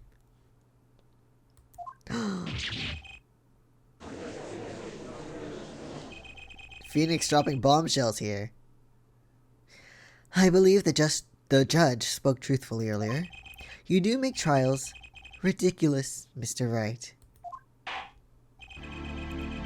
This trial has proceeded on one central assumption, namely that at the time of the incident, there were only 3 people in the courtroom. I believe this new evidence shall we say, overturns that assumption. The problem is that you chose to conceal this information from the court. I suppose that is a problem, yes. Mr. Gavin, I'll see you in my chambers during this recess. Certainly, Your Honor. Why? But he's not the attorney in the case. That's Apollo. Okay, before we do this, let me check something here. Let me look at the profiles. Profiles. Christoph Gavin. Boss at Gavin Law Offices, a first-rate defense attorney, and my trusted mentor. Age 32. You're young. Phoenix Wright. Pianist. So weird. Pianist at the Borscht Bowl Club, formerly an ace defense attorney of some renown. 33. Man. 5 years older than I am right now. Age? Question? The victim of this case, a traveler only recently back in country. 61? The prosecuting attorney. For all his experience, he lacks a certain presence. Well, yeah. You're 21. The witness in this case, a Russian waitress at the Borscht Bowl Club. Alright. She's just a baby. Okay. April 20th, 11:52 a.m. District Court, Defendant Lobby number 3. Oh, you're back. That was quite unexpected, Mr. Wright. To suddenly claim there was another person at the scene of a crime like that. I must ask, is it the truth? Well, now I think you would know the answer to that. Being mysterious, are we? Sadly, I've no time for mysteries. I'd only ask that you leave the defending to your defense in the future. Otherwise, I cannot guarantee the outcome.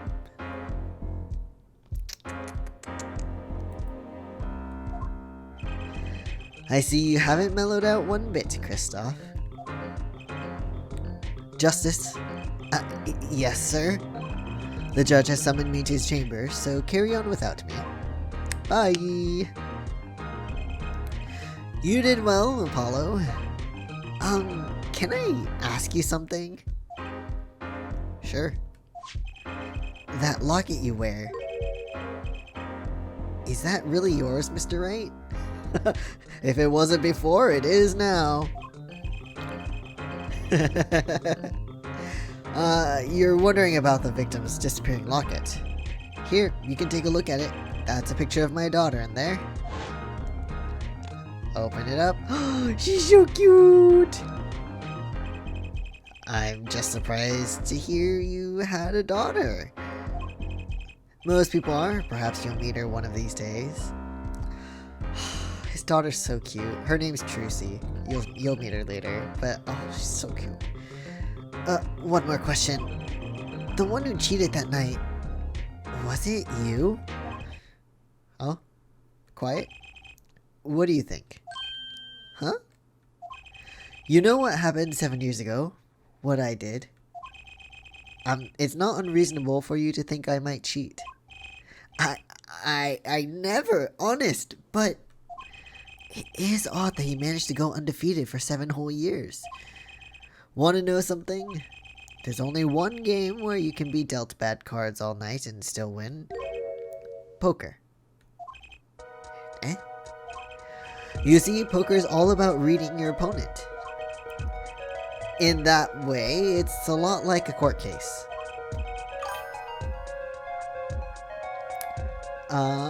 The Darth HD, thanks for the follow. Really appreciate it. Welcome, how's it going? Hope you're doing well. Poker is like a trial law? A trial law, what? That's an interesting way to phrase it. Figure out what your opponent is thinking and you win. Well, yeah, but that's harder than it sounds. I think not. Huh? Try as they might to conceal it, everyone reveals their true thoughts in the end. Their body language can become a valuable source of information. You're kidding! That witness, for instance, Miss Orley. She kept looking... Yeah, she kept doing that thing when she was lying. She would touch the back of her neck during certain parts of her testimony. Did you notice? No. Come on, who noticed that? Words, habits, twitches, it's all information for the reading. That's the secret to winning, Apollo. Someone taught me, and now I pass the secret on to you. I'm not worthy!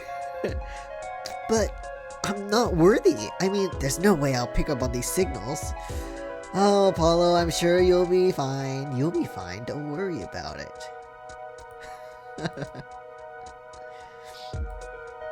Hold on. Okay. No, you can do it. Huh? You just don't know it yet. What the fuck, dude? What's he talking about? But you will. Soon. Omnis. Almost forgot.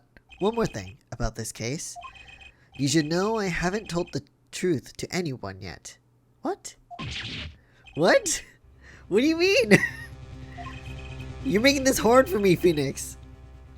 I have my reasons, of course. All shall be revealed.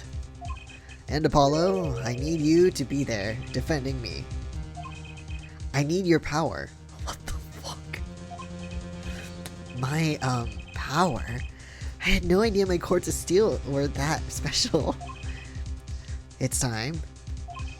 The real trial begins now. Do your best. Phoenix, right? You're not making this easy for us. I mean, I'll continue, but dude. Or I'll save, I mean.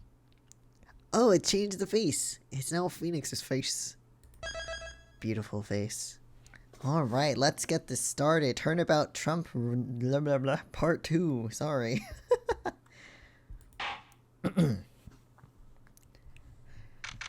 April 20th, 12:14 p.m. District Court, courtroom number 2. Okay. Oh no, Judge, I think you forgot the R in the word. Cout? I think you mean court? Court will now reconvene. Has our witness, Miss Olga Orley, recovered? Yes, Your Honor. Well, she's regained consciousness. Perhaps we can hear her version of the events again. That's the thing, you see. She's quite fatigued. You're looking a bit fatigued yourself, Mr. Payne. He is looking not great. Sadly, fatigue is insufficient grounds for refusing to testify or prosecute. The defense would like to request Miss Orley take the stand. Very well, the witness will take the stand. Yeah, get out here. You look fine, if a little troubled. Perhaps you could repeat your name and profession. Or perhaps you'd rather admit that you're a poor liar and a poor loser. Not. Wow, totally different. Wow, so that was just a disguise. Name's Olga Orley. That's the truth. I'm a pro dealer. People call me Olga Quickfingers Orley. Oh, really? Want to know something else? I'm not really Russian, and my last name sounds like, oh, really? Oh. There, that's the truth. I hope you're satisfied. Olga Orley. Oh. Okay. Witness, you will tell the court what you were really up to that night.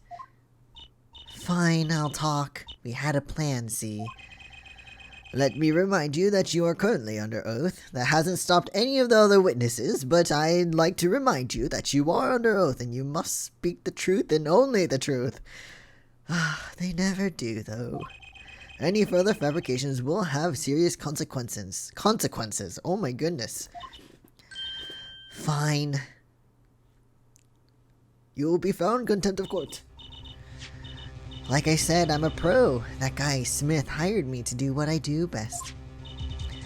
I was planted at the Borscht Bowl Club several days prior to the night of the game as a waitress. So you were in cahoots with the victim? Not that he needed my help. Smith is a well-known poker player in some circles. But winning wasn't the main purpose of this game. It was about destroying a legend, the unbeatable Phoenix Wright. The plan was simple, elegant really. You see, we set up a trap of sorts. I was to plant a card in Wright's pocket beforehand, and then deal 5 aces during one of their games. Oh! When their hands were revealed, Smith would call him out and search Wright. That is an... Excuse me, personal space. No touching before a first date. Excuse me. He would then pull out the planted card and the trap would snap shut. That is not appropriate, sir. How dare you swap the cards? Exposed as a cheater and losing on top of it, it would have made a great double play. Just like that, the legend would be dashed to pieces. Indeed, getting caught red-handed at cheating would cast doubt on all his prior wins. A 7-year legend destroyed by one little card. I feel like this is foreshadowing for something. That was the plan. Oh really, Orly? How droll. But it appears you made quite the mistake. I agree the trap was elegant. Yet, what happened to the planted card? Hey, that's right! He's lucky, I'll give him that. You'd have to be to slip free from a trap laid by Olga. Quick fingers orally. I hate that. I hate that. The witness would be much cuter if she dispensed with the evil mastermind shtick. That is an unnecessary line. Judge. Cute? Who wants to be cute?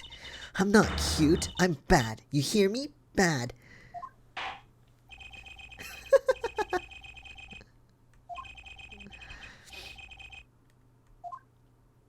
Wow. I do want to know what's with the camera, though. Like, why the camera? Okay. That night, I planted the card like I was supposed to. And Wright lost the last hand, just like he was supposed to. Then, Smith searched him. But the planted card was gone. The trap failed. The next moment, Wright picked up a bottle and swung it. It wasn't me who hit Smith. It was that no good cheating defendant. Huh, okay.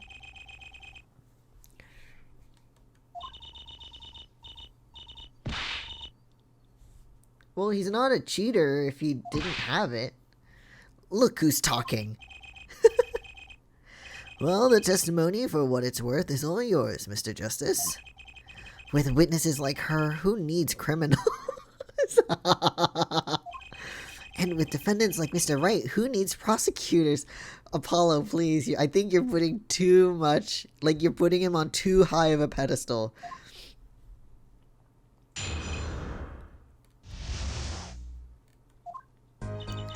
That night, I planted a card and was like, okay. Let's see what we got so far, though. We've seen all of these. Victim's hands.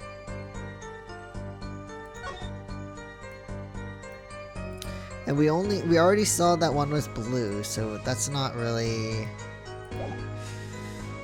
It's not really too important right now.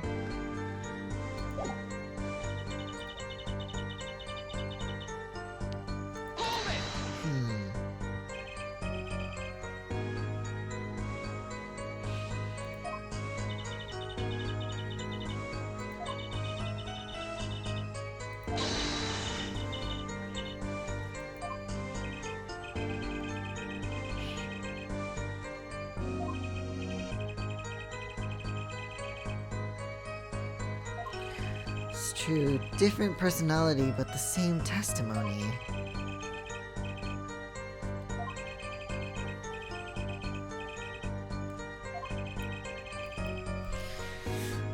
Okay, let's see what we got. Planet the card like you were supposed to. Let's press everything to see.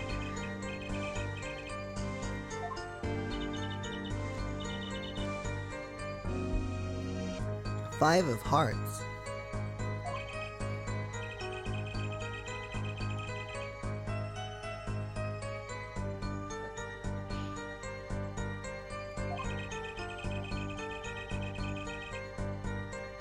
But why would a Five of Hearts make a full house if it doesn't have a... There, you know, I don't understand that.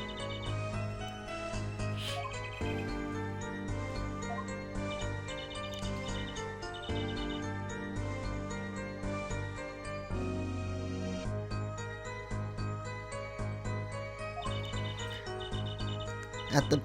of course. At the Borscht Bowl Club, we serve borscht and suckers. But there's a pirashki bread right there. It's cut in half on the right.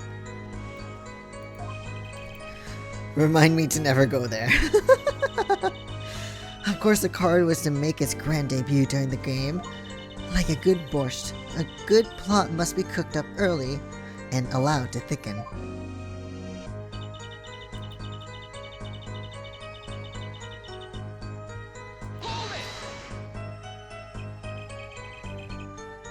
Except he didn't have the cheating card.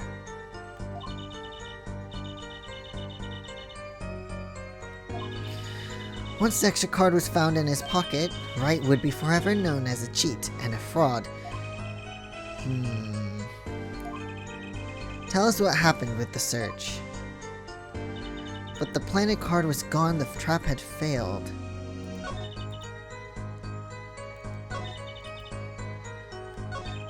No, I didn't. No. I wanted to press.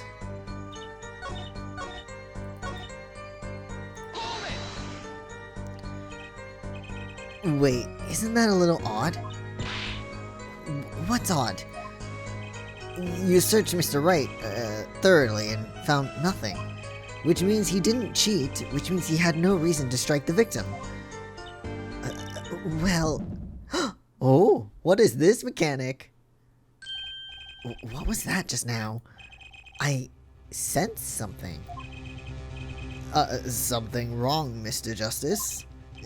No, nothing, Your Honor. What do? Should I press her a little harder? Of course we have to press harder. It's Ace Attorney. Miss Orley. I hate saying that. You're hiding something. Where'd you get that? Oh, it's a camera.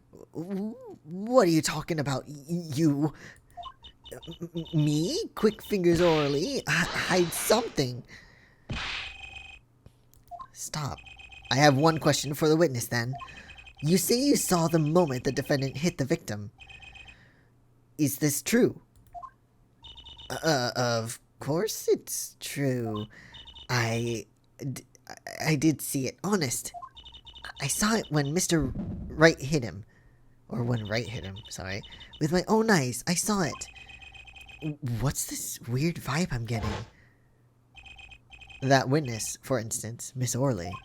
She would touch the back of her neck during certain parts of her testimony. Did you notice? Right. Touching her neck, was it? Oh.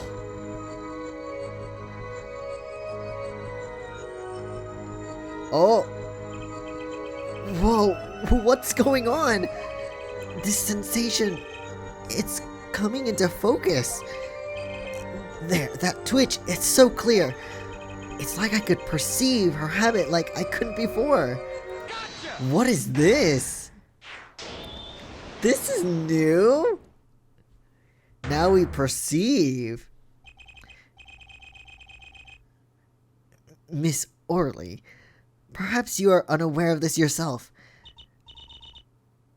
Unaware of what? Whenever you get to a certain part of your testimony, you touch the back of your neck with your left hand. My neck? So what? What indeed, Justice? I hadn't noticed anything of the sort. Then you're fucking blind, dude. When she said that part of the testimony, she's subconsciously recalling something. Her body reacts to the memory, and she touches her neck. I'm sure of it.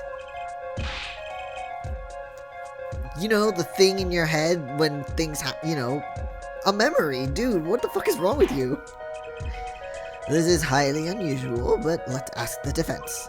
You claim the witness is remembering something. Maybe you have evidence of this memory to show us. Her habit is scratching her neck whenever she talks about the moment of the crime. So, what would remind her most of the moment of the crime? Miss Orley, whenever you recall the crime that night, you scratch your neck. I've noticed it happens when you think about the moment of the crime. There must be some reason behind this habit of yours. I believe the weapon that left an inerasable impression on your neck is this. This? The weapon, or...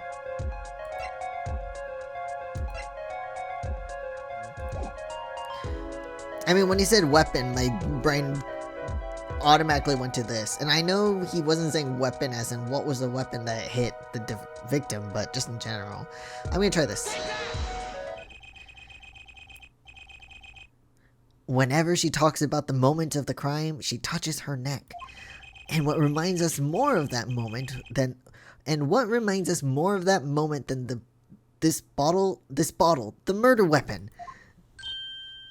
Oh, that's right. Oh, cool. But something doesn't fit. If you were only the witness to the crime, why would that make you touch your neck like you're in pain? Wait, did she not see what happened? Okay. It was Mr. Smith, the victim, who was hit, not you.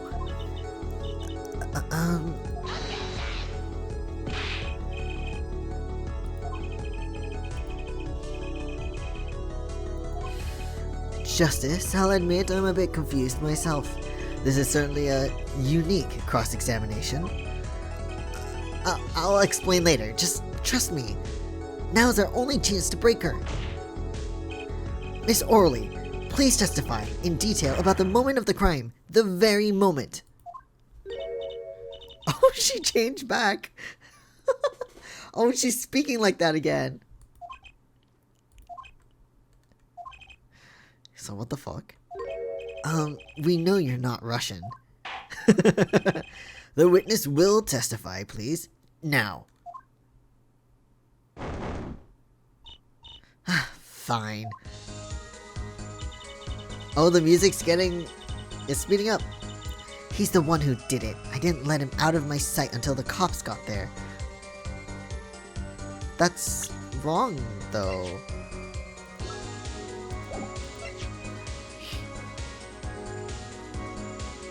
Yeah. I mean, from the first line, I already knew that was wrong. Miss Orley, we have a record here that clearly contradicts what you said. It states that the police were alerted by a report from the defendant. So, I don't know what you're trying to do, lady. Like, that's not right. That's not right at all. Hehe, right. And we know that the defendant left the room, climbed the stairs, and made that phone call from the first floor of the Borscht Bowl Club. So beautiful. So, explain how you kept your eye on the defendant when he left the room entirely. Oh my god. Oh, that's a lot of selfies. But that angle, not the best. The man who picked up a bottle and swung it that night wasn't the defendant. It was I, Dio. No, who was it?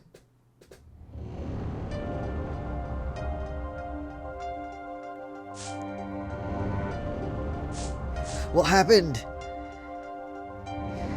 Showdown time. We already... Yes, showdown time. You dirty cheat. Check his pockets. Now! It's gone. The card's gone. You lose. What? Just then, Smith grabbed the bottle from next to right.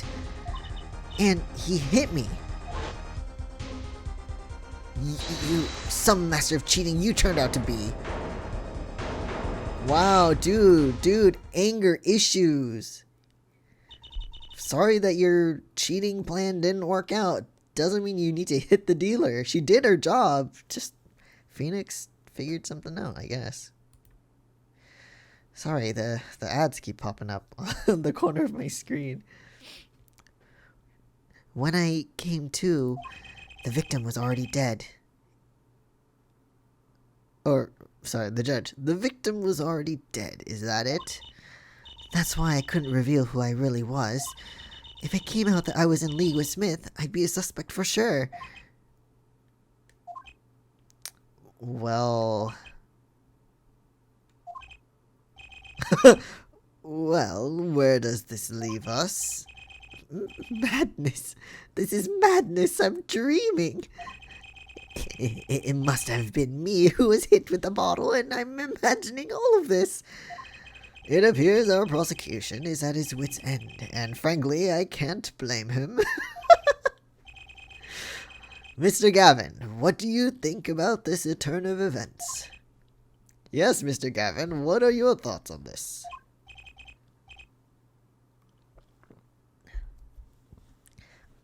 Mr. Gavin, sir. I believe that, as the defense in this case, we are compelled to call Miss Orley a big fat liar. Oh?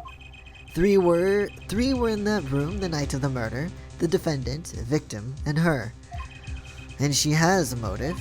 A motive? Her plot foiled, the witness got into an argument with her client, Mr. Smith. And the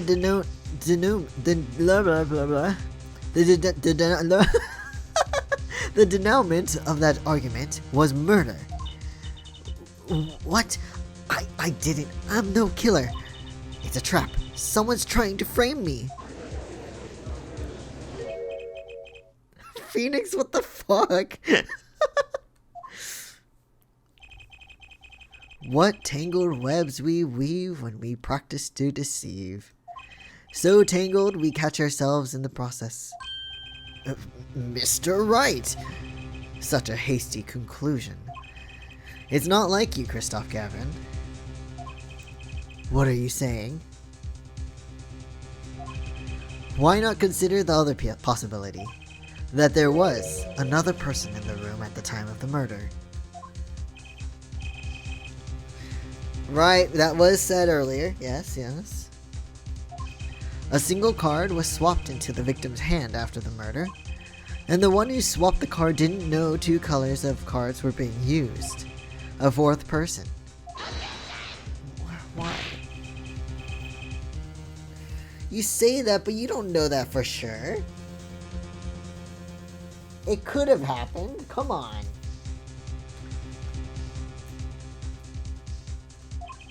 Indeed. That's why I decided to bring this case to court. Here, where there's no escape and no chance for deception. The perfect place to catch the real criminal. Wait. Okay. And we're in luck. A clue to the real criminal's identity was kindly provided for us. And right at the beginning of the trial, no less. Oh! I know this. I know this. Apollo, perhaps you know what I'm talking about? Oh, poor Apollo. Sorry. Oh, that's so cute! The hair bounces up. Remember what I said. The fourth person who swapped the cards made one critical error. He or she wasn't considering the color on the backs of the cards. Right, but how could such an obvious mistake occur? The cards used for the last game were red. Yet, there's one person here in our court who thought those cards were blue. Oh no, Apollo! Yeah, I had the impression too, but why? Well, Apollo, think you can figure out who it was? We know it's not you, Payne. We know, as much as you're not like my favorite person, I know you're not a murderer, you're not a killer. You're a piece of shit, you're garbage, but you're not, anyway. Who is this fourth person? Why do I always get put on the spot like this? Let's hear what the defense has to say. Who was it? Who thought the cards used in the final game were blue? We know who it is. I'm so sorry, Apollo. But he even made it all fancy-like, too. He said it all fancy. Oh, before we go do that, professional swindler hired by the victim to destroy Phoenix Wright's reputation. Okay. I just wanted to see what changed. Okay. I'm sorry, Paulo, but it is your trusted mentor. He mentioned the blue earlier. As I expected. Your eyes and ears are as sharp as your hair. I was right? Christoph Gavin, you were the fourth person that night. But of course Mr. Gavin knows the color of the cards. How would he? As you can see, the photo of the crime scene is black and white. And this photo only shows the tops of the cards. I mean, it shows this, which is weird. Because all the other cards are red. So why is why is the top card blue? You can't tell which of the cards are blue, the ones on the floor or the table. But look, you can see the colors in this photo. Yes, but when he said the cards were blue, it was well before this evidence came to light. Right.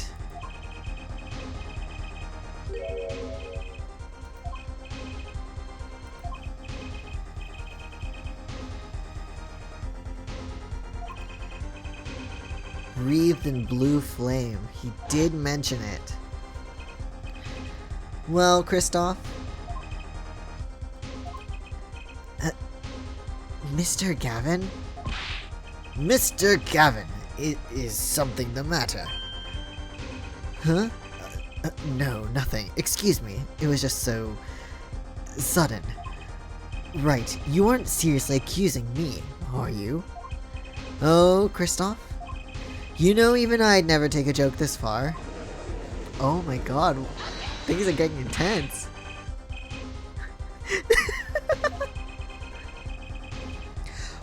No, Pain. Remember, Christoph Gavin is not Phoenix Wright's attorney. That title belongs to Mr. Apollo Justice right now, remember? I assure you, I'm quite sane.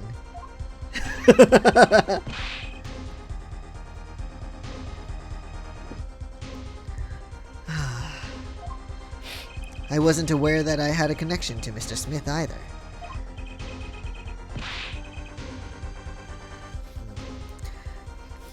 Yes, but Mr. Gavin and the victim have never met! Sorry, I'm tying my hair up. Well, what if they have? Oh. Huh? There is a possibility, after all. They may have met that night before the game started. What are you suggesting? Is this the truth Mr. Wright was staying silent about? Well, only one thing to do. Objection! Christoph, I was reading that. Christoph, I was reading that. I didn't get to... Okay. The defense would like to request no such thing. You aren't the lead attorney in this case, Christoph. You have no say in that. Mr. Gavin? Testimonies must relate to the case. How could anything happening before that game of poker be related? Oh, you're just making yourself look so suspicious. With your dangerous looking hair. I'm not sure I follow, Mr. Gavin. As I said, explained before, the defense believes that Miss Orley... No. Am I to assume you speak for Mr. Justice in this? He is the defense, not you. Ho ho ho. Mr. Justice, the matter of Mr. Wright's testimony is up to you. Oh, okay. Does the court, in your opinion, need to hear Mr. Wright's testimony? Let's hear the fucking testimony! Of course! This was Mr. Wright's strategy. He was planning this all along. And I intend to see it through. The defense would like to request that Mr. Wright testify to the court. To Justice, you would betray me, your teacher. No, you said, listen, you said all that matters in court is the truth, right? So we just want to bring the truth up, like, up in the open, right? So if you're sure that you're not the murderer, then what problem is there in, you know, exposing the truth, right? I'm sorry, Mr. Gavin. This isn't about loyalty. This is about the truth. Exactly, it's about the truth. Alright, here we go. Very well, the defendant, Mr. Wright, will take the stand, please. Alright. Right. Okay. Appetite before murder. That evening, Kristoff and I had dinner. We sat at the table in this photograph. Shady Smith walked in 5 minutes after Kristoff left. When the trap failed, Smith hit the waitress. The girl was knocked out cold and Smith was uncontrollable. I left to call the police. When I returned, he was dead, blood streaming from a cut on his forehead. That's when I made another phone call to defense attorney Gavin. Wow, that was sweet, short and sweet. Mr. Gavin, you were at the Borscht Bowl Club the night of the murder? I dined with him rather frequently. Quite against my will, I had become involved in a murder. I thought I might be in need of a lawyer, so I called him. You were planning this all along, weren't you? Right. Just because you wanted to drag me into your little murder trial. Only one thing I want is the truth. As I did back then, and now. Oh. I thought my office was doing you a favor when we took on your defense. It appears that I was wrong. Oh. Okay. Very well, the defense may cross-examine the witness. Justice. Sir? He's lying, and you're going to expose him. How do you know? Understood, sir. Mr. Gavin versus Mr. Wright. This can't end well. Oh dear. Why can't I have a normal trial? It's Ace Attorney, buddy. I'm so sorry.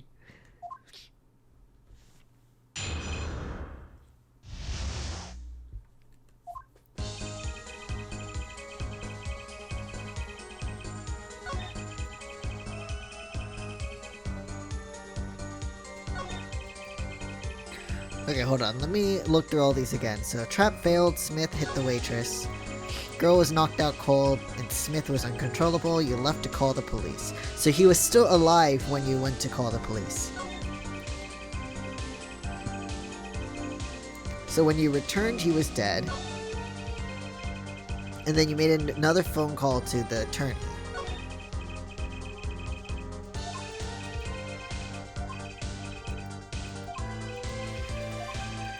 Okay. So let's press all of them now. Let me press it. You had dinner with Mr. Gavin. Yes, he dines with me at the Borscht Bowl quite frequently. We were enjoying a usual dinner at our usual spot. As usual. I always eat at the table closest to the piano. I see. Where Mr. Smith was sitting.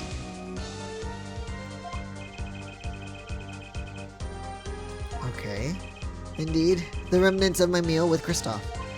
We dined for 2 hours, then Kristoff left. After that, walked in 5 minutes later.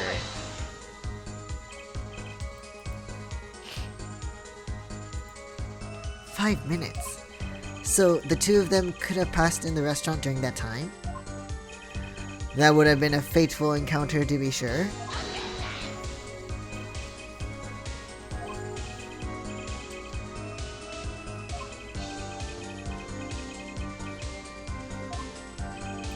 I believe I did say that.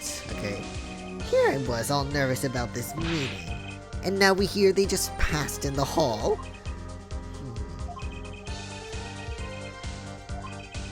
Oh, it would be if that was all that really happened. Oh, more? Come on, Mr. Wright, what are you hiding this time? When the trap failed, Smith hit the waitress.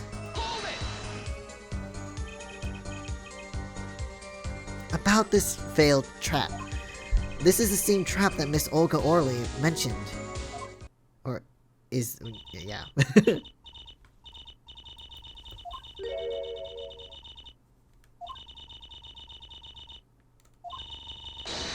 Yes, and then he would, you know, invade this man's personal space and shuffle through his pockets.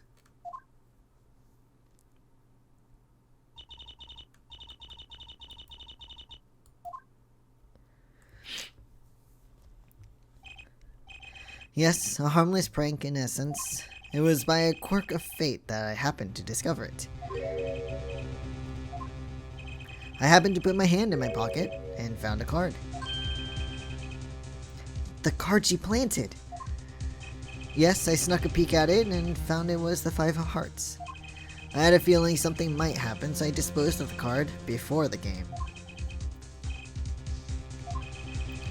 There was an empty bottle of grape juice I had been drinking right beside me. I threw the card inside the bottle. What? The murder weapon? But the murder weapon was empty.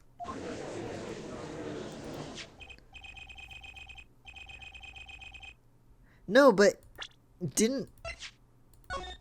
It's empty though.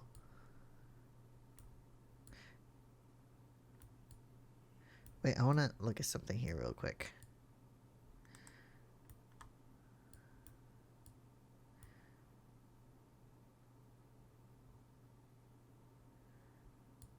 But it's empty.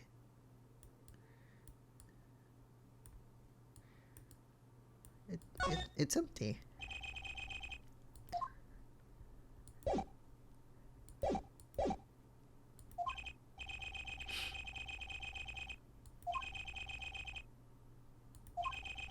A card inside the murder weapon? That's strange. Did the police miss it in their investigation? Maybe I'll take a look. It's empty. We just looked. It's empty. Mr. Wright, the poker head of courtroom number 3, approves of this battle of wits. Please revise your testimony with this new information.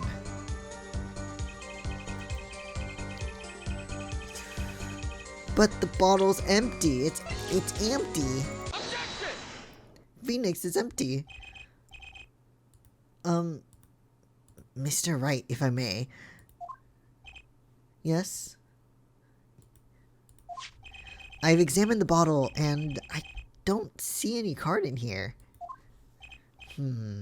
No?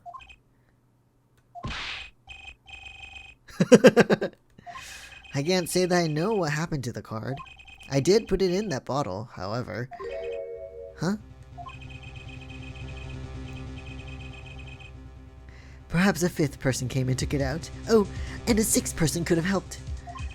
Mr. Gavin, Mr. Wright is your client. My apologies, Your Honor. Excuse me.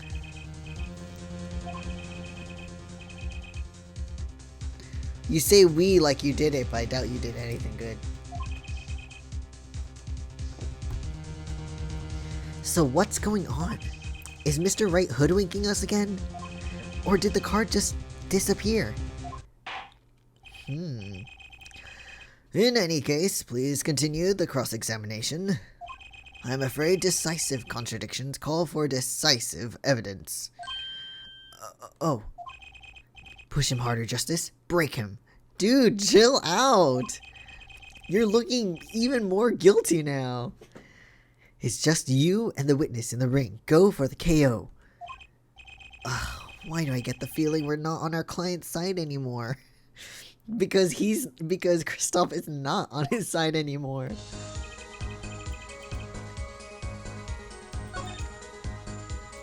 So we did this, disposed of the card in the bottle.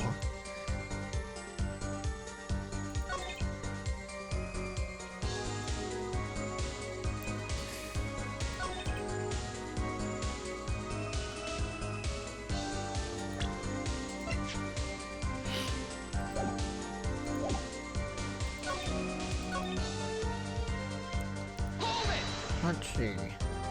You made the call to the police from the first floor of the restaurant, correct? Exactly. Cell phones don't get a signal down in the hideout. Was anyone else on the first floor at the time? Not a soul. It was the middle of the night after all. God, he looks so... Okay, sorry, I'll stop. That's a lie, I probably won't stop, but... Okay. So there in the darkened restaurant, I called the cops. After making the call, I returned to the hideout. It didn't seem right to leave the injured waitress alone. With the guy who hit her, mind you.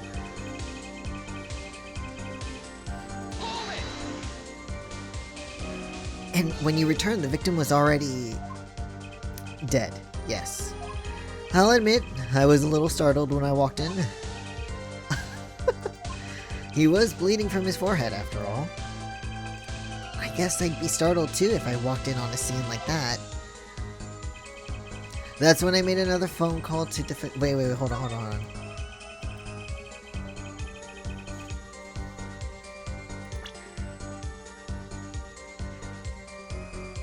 What was the scene he walked into? Was it this? Or was it this? Because if he walked into the scene and saw this, how would he know he was bleeding if he was bleeding from the top down the back of his head? But if he saw this, then I'd be like, okay, yeah, we could totally see that because his hat's off. I'm so confused. Which one is it? The sub-basement...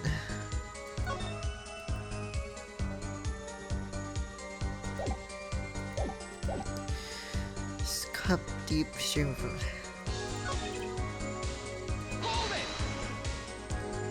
Could you explain why you called Mr. Gavin? I'd obviously gotten involved in a rather sticky affair, and I figured Kristoff's law offices would give me a friend rate for my defense fees. Glad to hear you intend to pay. Wow.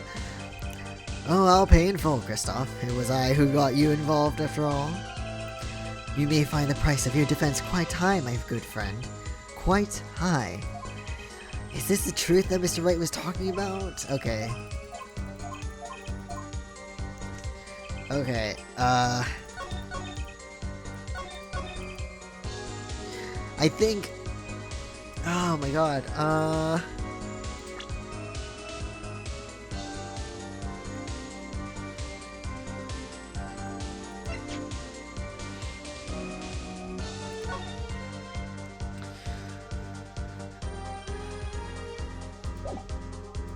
I think this one, because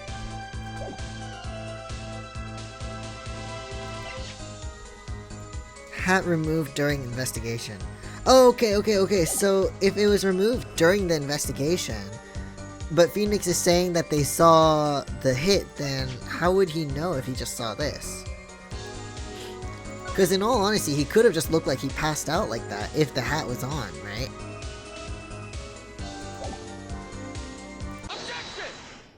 There we go. Mr. Wright, if I may. Yes. Take a look at this photograph of the crime scene. See the victim here? He's wearing a hat. I wouldn't think you could see blood on his forehead. Good point. Oh. The music in this game is so good, guys. I love it. Justice. Next time you point out an inconsistency, put a little more oomph into it. Mr. Wright, can you explain this to the court? I forgot to mention something. I was the one who put that hat on his head. Why would you do that? What the fuck? Eh? You put the hat on the dead man's head? He wore it through our entire poker game. After calling the police, when I returned to the scene, his head was in full view. Shining bright, just like in this photograph. Wow, okay. And I picked his hat off the ground. I picked his hat up off the floor and put it on his head. Why so explosive? All I can say is, I'm sorry. But that's the only thing I touched at the crime scene. So, Miss Orley didn't see it. It being the victim's, his head. I think not. She was out cold. I believe I was the only one who witnessed his head. Ah, here we go again. Mr. Gavin? Pardon. It just seems that our client is determined to lie his way through this case. How do you know he's lying, though, dude? You don't got any superpowers. You don't got a Magatama. You don't have this perceiving thing that we just witnessed today. What tool, unless you have some weird psychic powers I don't know about, do you have that tells you Mr. Phoenix Wright is lying currently? Hey, he's still our client, isn't he? I believe that's enough of that. Mr. Gavin, this witness's testimony is more like a travesty. It's riddled with lies. I'm beginning to see how you came to lose your attorney's badge 7 years ago. Wow. He lost his badge. I mean, I knew that, but... Because again, like I said, I'm not 100% spoiler free, but Jesus. Well, you certainly have a unique way of treating your clients, Kristoff. I never knew. I believe it was you who threw the first stone. Mr. Wright, if you intend to ever tell the truth about this case, it's now or never. Don't be misled, I haven't told a single lie here. Huh? When I noticed the trap, I put the card in the bottle to dispose of it. And when I put the hat on the victim's head, let's just say I had a reason for doing that as well. And what may that reason be, Mr. Phoenix, right? Because I don't know. I actually don't know. Oh, never mind. Now he's telling us. That reason is right here. Your cell phone that's holding the battery pack in the back with tape? That night, recall that I spoke with Defense Attorney Gavin after calling the police, just in case I recorded our conversation. Always ready, this man. So beautiful. What's this? Now that we're all here, I see no reason why I shouldn't play it back for the court. Beep beep. Hello? Kristoff, I seem to be in a bit of trouble. What's this? Game not going well? Excuse me, my voice is going a little bit. Something like that. That gentleman who challenged you, he turned out to be good. He turned out to be dead. Someone hit him. Hard. You mean someone cracked that flawless bone china... How do I pronounce that? Pate? Pate? Pate? It wasn't you, was it? Me? Please, the cops should be here any minute. I'm in your hands, should it come to that. No, Pate. I don't think that's a typo this time. Bone china plate? A kind of porcelain, very smooth and shiny, and not plate, but pate. I believe he was referring to a certain gentleman's balding forehead. Wow, that's kind of rude. The court appreciates the defendant's discretion in not indicating my forehead. Wait a second. Something's not right about that phone call. So, after Mr. Gavin ate dinner with you, he left the Borscht Bowl Club. Most certainly. Then how did he know? When did he see this bone china pate? Oh, that's right. Yes. That was when I began to see my good friend in a different light. He's really keeping us cool though, Jesus.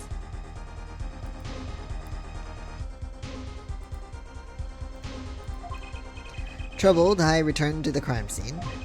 And when I spotted Mr. Smith's head again, I realized exactly what was wrong. Well, Mr. Gavin, the stage has been set. Perhaps you would like to explain this to the court. Exactly how did you come by your privileged knowledge of the victim's head? Wow, he really set him up. He didn't even have the time. So, this is your reason. The reason why you put the victim's hat back on. Your point, Mr. Gavin? It's come down to this, has it? Phoenix, right? Oh, things are getting intense. Order, I will have order, Mr. Payne. Yes, Your Honor. I believe this court has been left with no other choice. Are you prepared to hear Defense Attorney Gavin's testimony?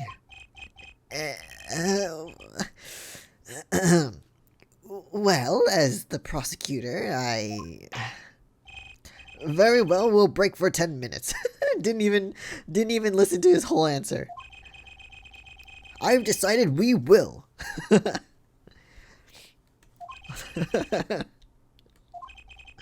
Crystal clear, Your Honor. Very well, this will be the final recess for the day. Wow. It's getting crazy. Mr. Gavin and Mr. Wright are both in the judge's chamber. Who'd have thought today would turn out like this? Oh, may I? Trucy? Okay, sorry. Huh? What? Hello, sir. Please, pick a card. What's all this about? Is this one okay? Excellent. I have a message for you. The last hand is about to be played. You'll need a trump card to make it. Trump card? The card you have chosen is magical. Use it wisely and the game is yours. That's all.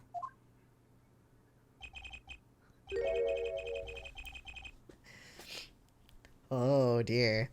An ace? Where do I remember that card from?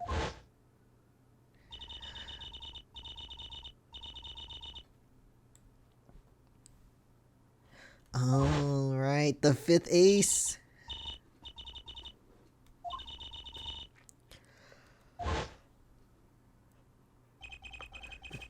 The missing fifth ace.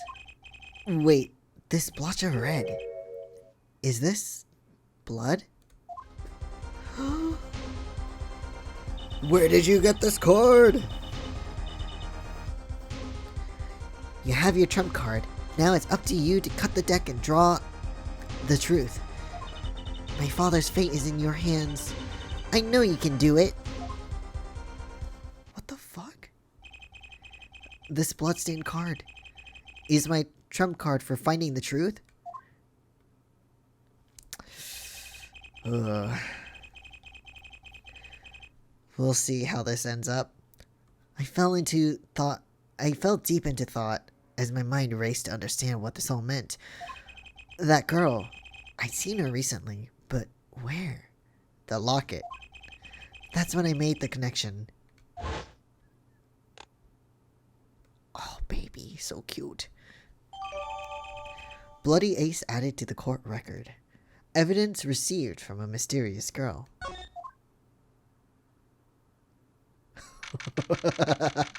Okay, that was a 30-minute recess, or 20-minute? I don't remember.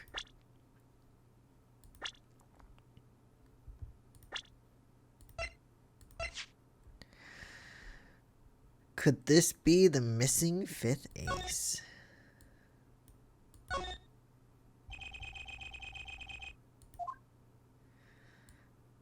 It's also red. I don't know if that means anything. Alright. Court will now reconvene. Defense Attorney Christoph Gavin, will you please take the stand? Now then, if you would, Mr. Payne. Yes, Your Honor. Will the witness state his name and occupation? Is this farce necessary, Your Honor? Believe me, far stranger things have gone on in this courtroom. Fine, I'll play along. First, there's one thing we need to have made clear. How did you know about the secret beneath the victim's hat? By secret, I'm guessing he means the fact that Mr. Smith was bald. Forgive my curiosity, but what is it about this fellow's head? Your Honor seems to have an inordinate interest in it. Stop confusing the court. Wait, when'd you get there? Phoenix? I wouldn't call it inordinate, Mr. Gavin. Mr. Wright. What do you think you're doing, Wright? Wow, things sure do look... Wow. Okay, hold on. Wow, things sure look different from the other side. You know what I mean, Apollo? Speaking of looking from the other side, let's consider something for a second. The victim wore that hat all night, never once taking it off, except for that one time. That one time being the instant he was hit. Oh my god, Phoenix is assistant right now. Oh? When Mr. Wright returned from reporting the crime, the hat was lying on the floor. Mr. Wright picked it up and placed it on the victim's head. In other words, in order to have seen Mr. Smith's bald head, you would have had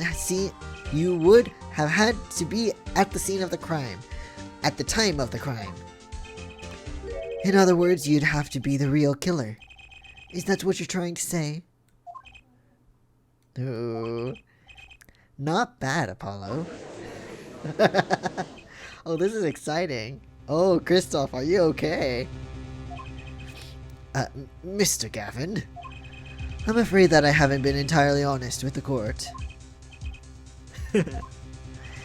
Oh, I assure you, I had the noblest of intentions. I did it all to protect my client, Mr. Wright. Yet I'm afraid in the current situation I see little reason to hide anything. Very well, allow me to tell you the truth of what happened that night. And now to hear the lies. Tell us, how were you involved in the events of that fateful night? Now, we are about to hear a ton of bullshit.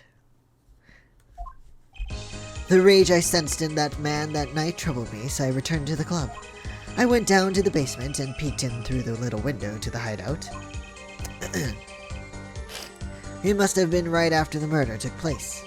The victim was dead, as he appears in the photo. Oh my god. A bald head, an unconscious girl, and Wright, holding a bottle in his hand. I sensed that was not the best place for me to be at the time, so I left. That's when the call came from Wright. I don't believe you, but... For better or worse, I missed the actual moment of the deed. Mr. Gavin, may I remind you that you are on Mr. Wright's defense team.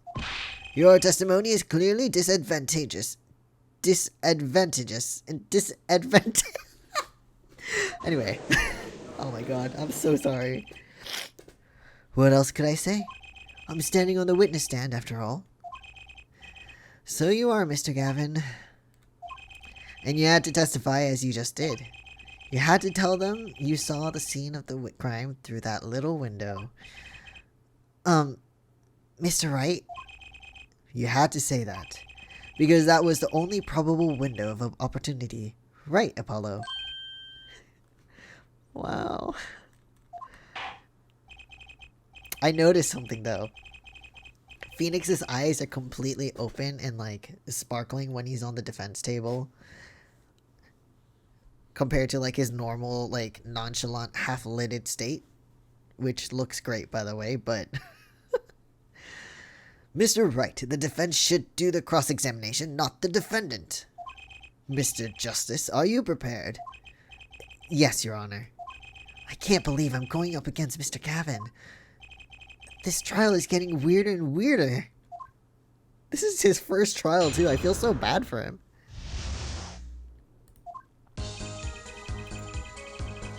Okay, hold on.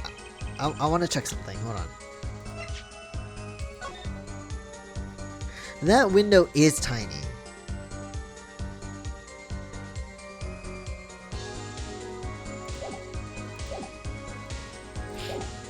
Okay, the rage sensed.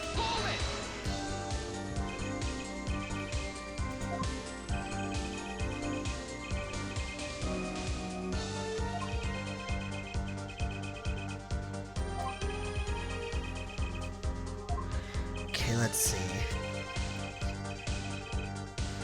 Of course, but I also knew he wasn't engaged in gambling, which would be illegal. Well, it makes sense that he'd know. They were friends after all. Worried for my friend, I returned to the club. You see, I feared this Mr. Smith might be someone coming to settle an old score. I see. What happened then?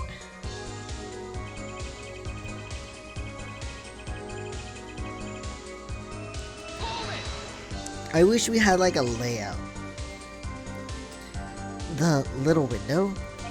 You mean the one you used to keep watch up the stairs? Oh, thank you, game, for telling me just now.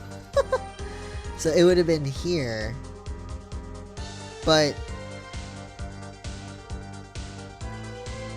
if he saw that happening over there, and Phoenix had left the room, wouldn't he be able to see? I don't understand. That's not a great place. Yes, a relic of the ancient past. The black marketers used it, I believe. Why did you go through the trouble of peeking in through the window?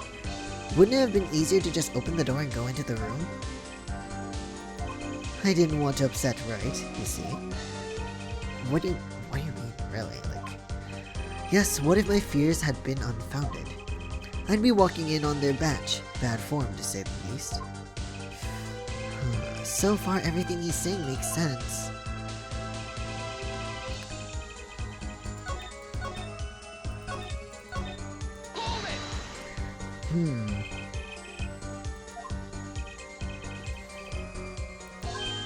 Just answer the question, goddammit.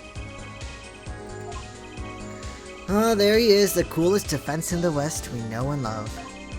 Even when you're standing up there on the witness stand, some things never change. I was afraid you'd change too, right? But you haven't. You and that overbearing personality of yours. With friends like these, who needs enemies? Man.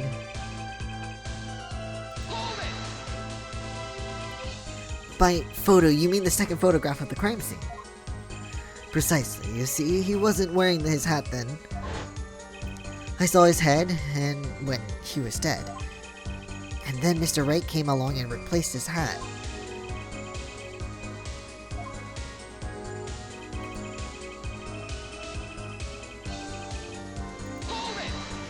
How was he holding the bottle?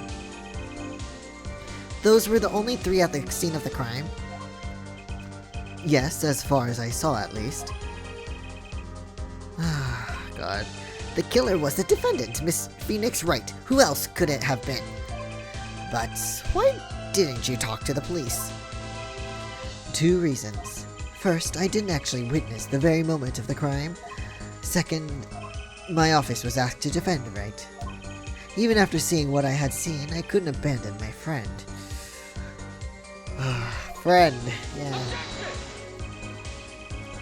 There must have been someone else there at the moment of the crime. Just as I just said, I saw no one. Not a soul. But that goes against what Mr. Wright said. Ah, yes, this mysterious fourth person. Who would conveniently be the real killer, I suppose? Glad to see we agree, Mr. Cabin. Let me pose a question then. Tell me, what possible reason did the real killer have to swap cards in the victim's hand? Why would he? Yeah.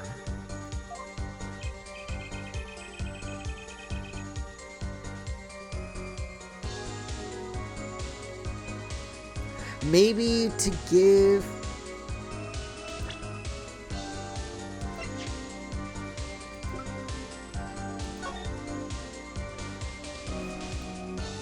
Maybe to create a motive?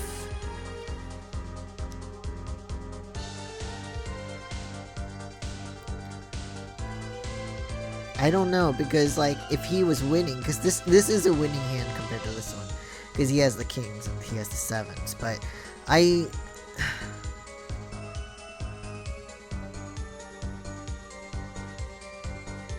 don't know.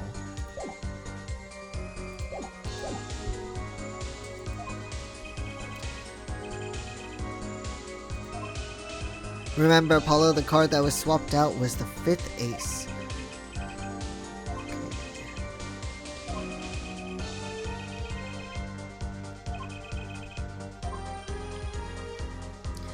I don't... Oh, God, this is hard. Do we have anything? I don't think so. Like, I don't want to bring this out yet, because I don't know if that proves anything.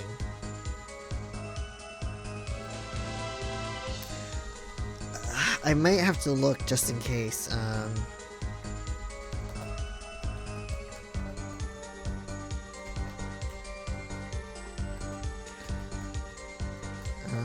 Let's see.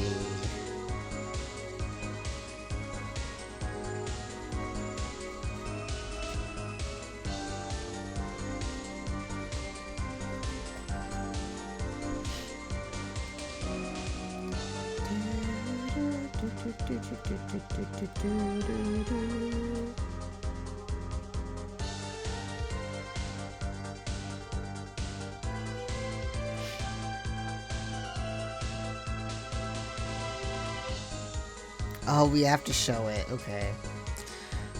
I wasn't really sure. You know what? I'm gonna save just in case, though. No. Okay.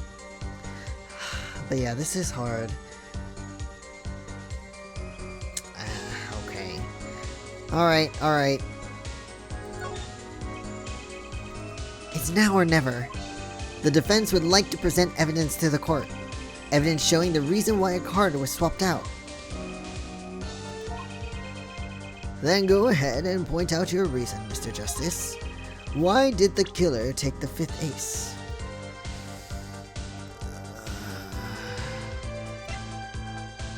Oh, that makes sense then, yeah. Because it's bloody. But this is very convenient.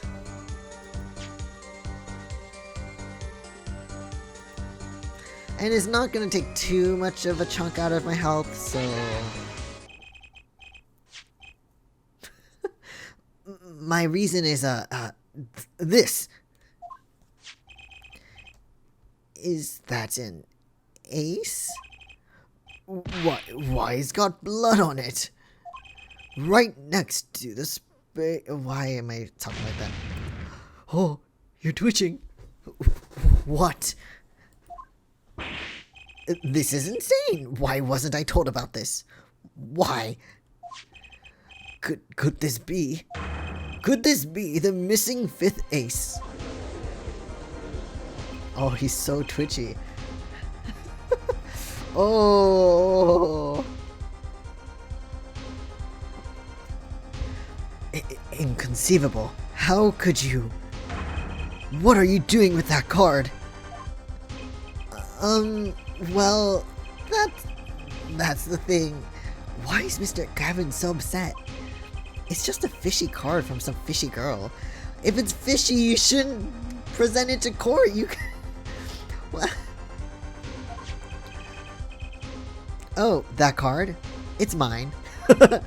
That is, I picked it up at the Borscht Bowl that night after the murder had occurred. I gave it to my daughter. Cards are her stock and trade, after all. No. Impossible. Unacceptable. The court can't accept this evidence. It's a fraud. A fraud? How can you be so sure? What? I would think the only person who could claim it was a fraud would be the one who took the real card from the crime scene. The real killer. Oh my god, he is not happy at all. Allow me to elaborate. What if this trace of blood was the reason? The reason for the killer to take this card from the scene of the crime. Take another look at the photo, and at the victim's head. He's bleeding. At the moment of the crime, his hat fell to the floor, and a trickle of blood ran from his forehead down the back of his head. Couldn't a drop of that blood have fallen on one of the cards? I suppose. The killer then took the card to hide the blood. Regardless, that evidence is non-permissible. Oh. Right, regardless of how you wasted the last 7 years, you used to be a lawyer. You know what a serious crime it is to conceal evidence. Oh, we can discuss the finer points of our legal system later. What's important now is that I've answered your question. Oh my god, what are you talking about? You wanted to know why the killer would have taken a card from the crime scene. And now I have told you. That one drop of blood would have been decisive evidence, you see. Oh, this is a battle. This is baseless conjecture. Baseless.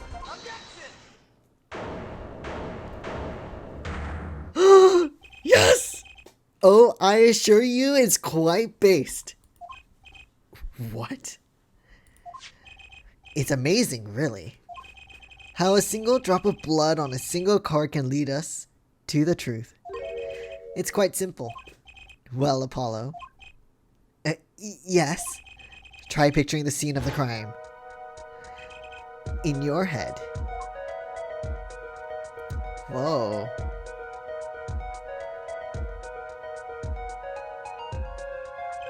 The murder took place in the hideout.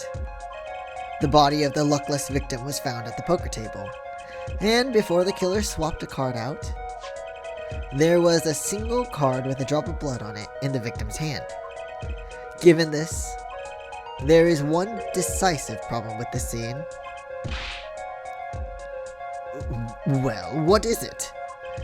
Let's keep it simple, shall we? Given that there was a drop of blood on a card, whose position in this diagram doesn't fit? The victims, the killers, the witnesses, the second witnesses. So we have the victim in the back there, which is Mr. Shady Smith. We have the witness, Olga Orley, on the left there. And right by the door is Christoph. Is Phoenix. And then right at the window is Christoph. And the window, I want to know, Actually, hold on. Hold the thought.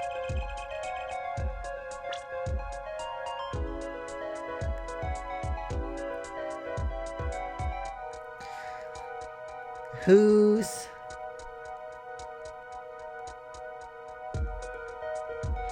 position doesn't fit with the bloody card?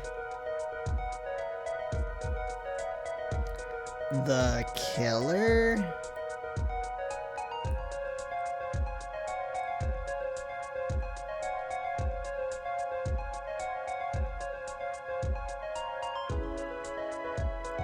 Maybe? Well, for one thing, the killer's in the wrong place. I think.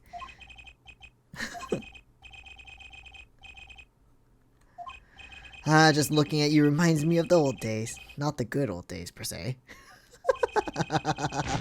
God damn it. Okay, I was wrong. Alright, sorry. Sorry.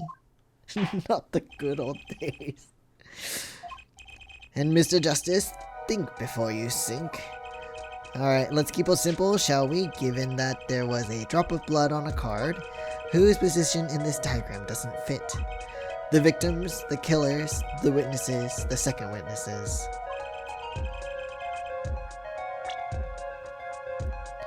If we're gonna go with the sense that Christoph is actually the killer, then it's him then. Right? Because...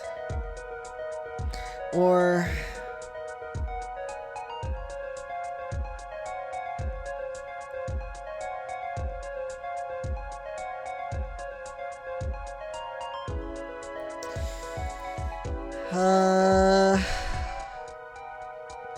Well, no, because with the bloody card, he doesn't really matter yet. It's... Okay, let's assume we don't know the killer.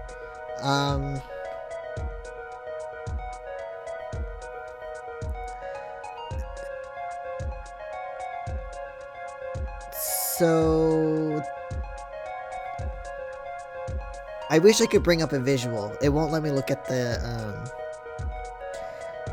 evidence right now. But so we know that he was hit in the forehead and the blood trickled backwards.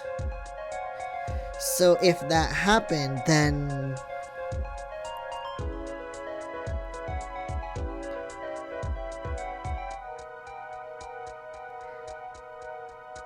would it be the victim's position maybe? Because like he's facing the wrong way. For the blood to have dropped down, he would have to be facing the other way.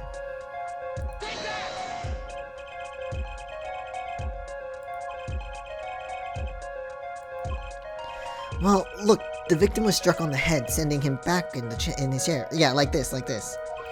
You'd think any blood would fall behind the body, not onto the table in front of him. Take a look at the photo again. If he bled in this position, the blood would fall onto the floor, not on the cards.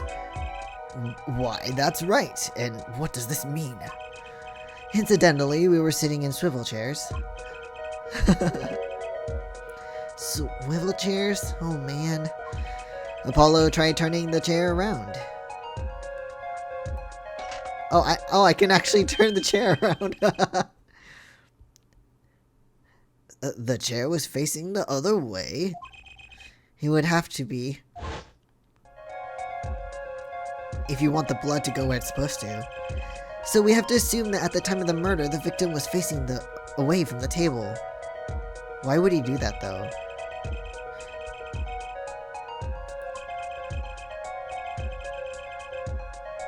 Oh, okay. That would mean the killer turned the chair back around. Let's take the next step. Look at the diagram once more. We know that the victim was facing away from the table at the time of the murder, but this creates another significant contradiction.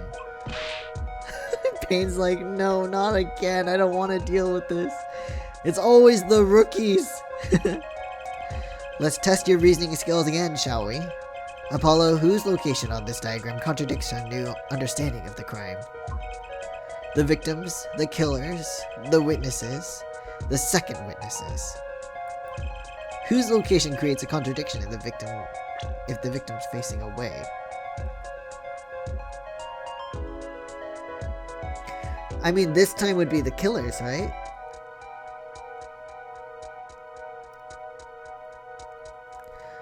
Because he was hit in the forehead, was he not?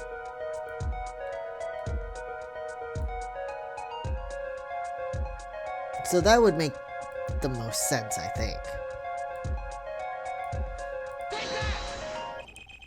The victim was struck from the front, correct? Okay, yeah, exactly. Indeed. Well, wouldn't it be hard for the killer to hit him from the front, sitting where his indicator currently is? I would think it'd be quite hard, yes. Objection! Like, come on, dude, chill out. Yes, but what you're saying makes no sense. Why would the victim suddenly turn to face the wall in the middle of a game? I believe a sufficient reason will soon come to light. Well, maybe he sat that way after the game was over. What? There was something in this diagram that makes far less sense, actually. Look again at the diagram. Apollo, if the victim was struck while he was sitting as shown here, where would his assailant be standing? Wait, but there's no room to put a mark where the killer should be. Don't worry, let's think it through and see what we find. We know the victim was facing towards the wall at the time of the crime. That's the only thing we know for sure. Try to forget about everything else. Wait, but yeah, there is no space there. Because if the killer hit him in the front here, then it's here, but there's something there. It makes no sense, but that's where he would be. the killer had to be standing, well, here. Of course. Okay. I thought I was on to something there, too. I hardly need to point out that standing there would be impossible. The victim is facing a solid cupboard. Or are you claiming the killer climbed the cupboard and hit him from above? It's simple logic, really. If this was the only place the killer could have been standing, then that means that at the very moment of the crime... Wait, I know! At the moment of the crime, the cupboard wasn't there. Think outside of the box. Don't think about they couldn't stand there. Think about... Man, the words aren't coming. But, like, think about, like... What if it wasn't there, right? Like, the killer had to be there. So what other scenario could be playing? If that cupboard is there, but the killer's only had to be there, what other way could the killer have been there? The cupboard was missing. But now we have to figure out why was the cupboard missing. I mean, that's the only explanation, right, Mr. Gavin? He's been so quiet. Your Honor, I have a suggestion for the defense. We should arrange to examine the cupboard in the hideout immediately. Bailiff, send a team to the crime scene immediately. We're listening to the defendant, okay. Have them try to move the cupboard. Your Honor. What? There's one more thing your men should look for. Please give this to the bailiff. Yes, I see. You do belong to the courtroom after all, Mr. Wright. I do my best. Or you do belong in the courtroom after all, Mr. Wright. But let's forge ahead here while we wait. Look at the diagram once again. It's been changed. If the killer was standing here at the time of this crime, then this cupboard wasn't here, which means... Apollo, try moving the cupboard. Whoop. Thank you. As you can see, the cupboard was the problem. At the time of the murder, it has to have been as shown here. Now everything is in place to reconstruct the moment of the crime. Oh my! What's this?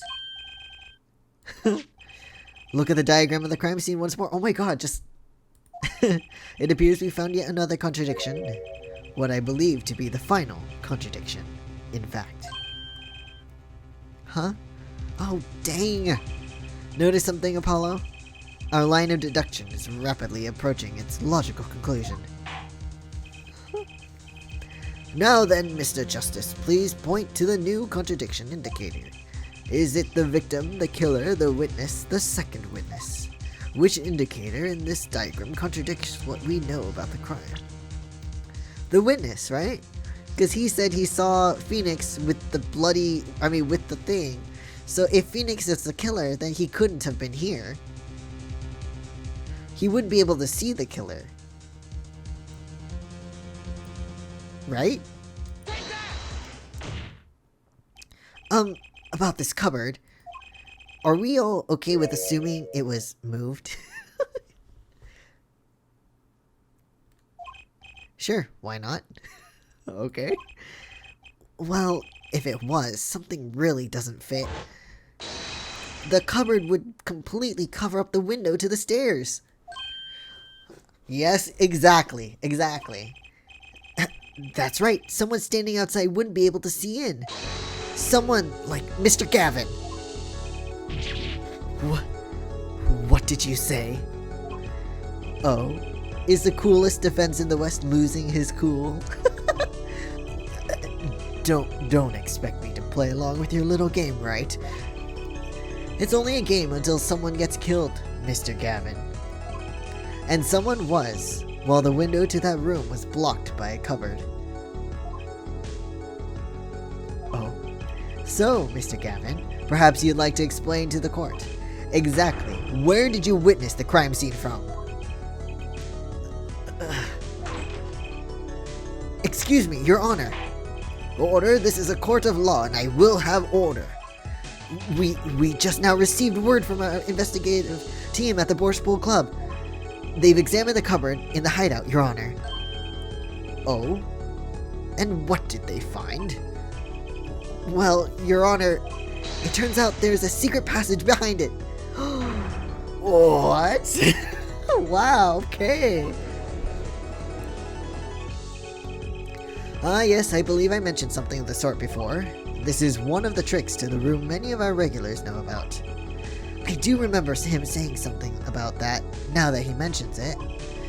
A secret passage is a handy thing to have when you're engaged in illegal going-ons.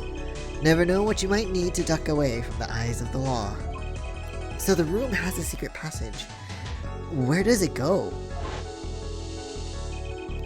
The other side connects to the restaurant above. The underworld bosses could get away from the cops and enjoy a cold bowl of borscht, no doubt. Just like our killer. Wow. This is crazy.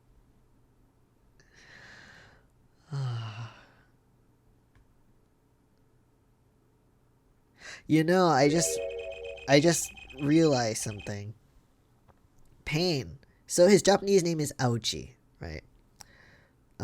And in The Great Ace Attorney, we see Aochi, and when Kazuma cuts his top knot off, it falls to the sides. He looks exactly like that. And they're both wearing like a bright yellowish color. Well, Aochi's was more bearable. This one's like kind of gross, but you get the idea. I think that's kind of cool. You see where our line of simple deduction reasoning has led us, Apollo? I see it, but I don't believe it. That girl wasn't kidding when she said I needed this trump card for the last hand. Are we having a flashback? Okay.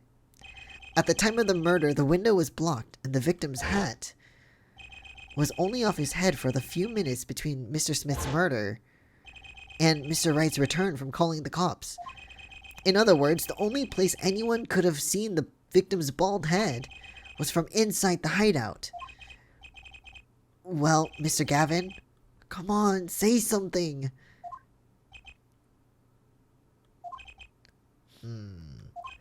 Dare I ask what really happened that night? Actually, I think we can probably figure it out ourselves at this point. That night, for whatever reason, our killer had a date with Mr. Smith. A date with destiny. There, he crouched hidden in the secret cupboard behind the secret passageway behind the cupboard, holding his breath, waiting for the right moment. Then the chance came, and he took it.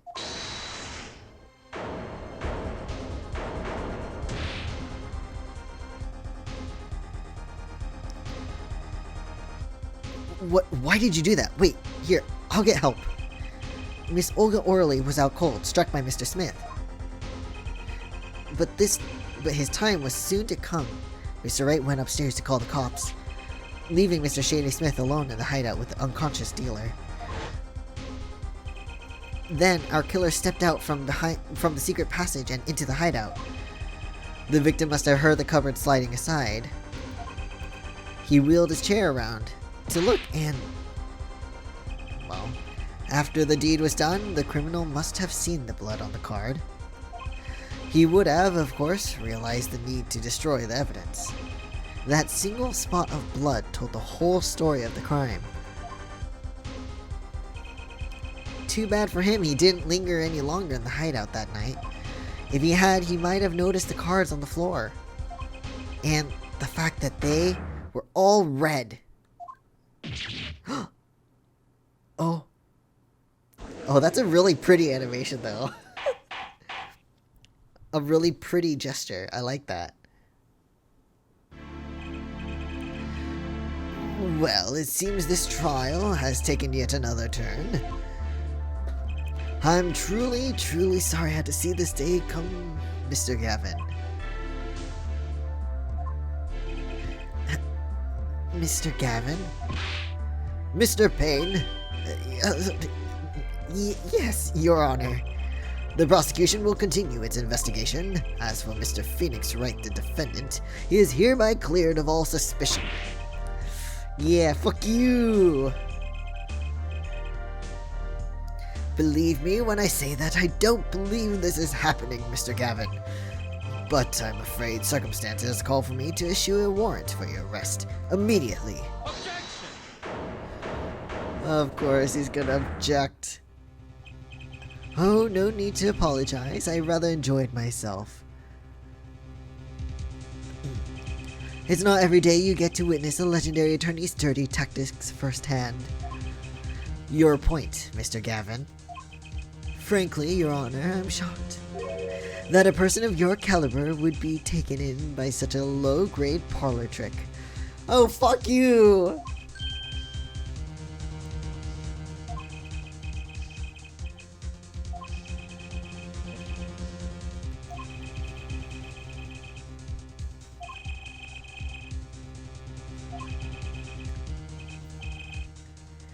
You're not his defense attorney, though. Let me ask you, Mr. Gavin, is there still any reason at present to suspect me of wrongdoing?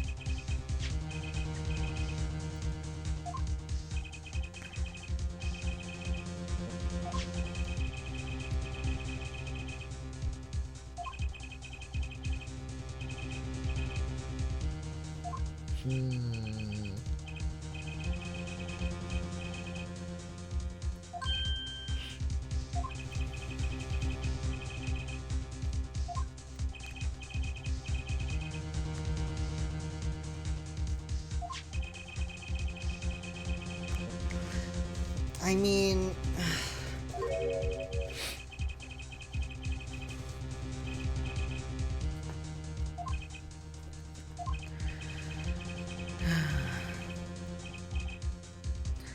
Okay, see how the caught fish squirms to the last? Well, Apollo? Yes. Your boss seems awfully concerned about this bottle still. But I'm sure you can come up with a suitable explanation, just like that. Yeah. Just like what? Why would anyone grab a bottle upside down other than to... Don't let him trick you into thinking his explanation is the only legitimate one. Is there really another? Take another look at the court record. I believe you'll find a simple answer there in plain sight. How about you just say the answer in plain words? Apollo, everyone's gonna be like this and you're gonna have a hard time, but...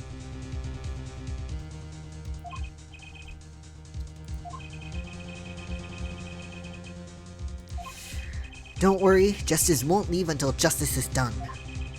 Perhaps the defense would care to enlighten the court. What evidence do you have to explain why the fingerprints on the bottle are upside down? This?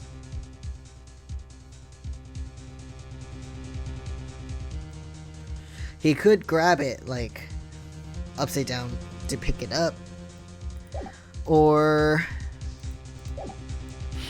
So that's one option.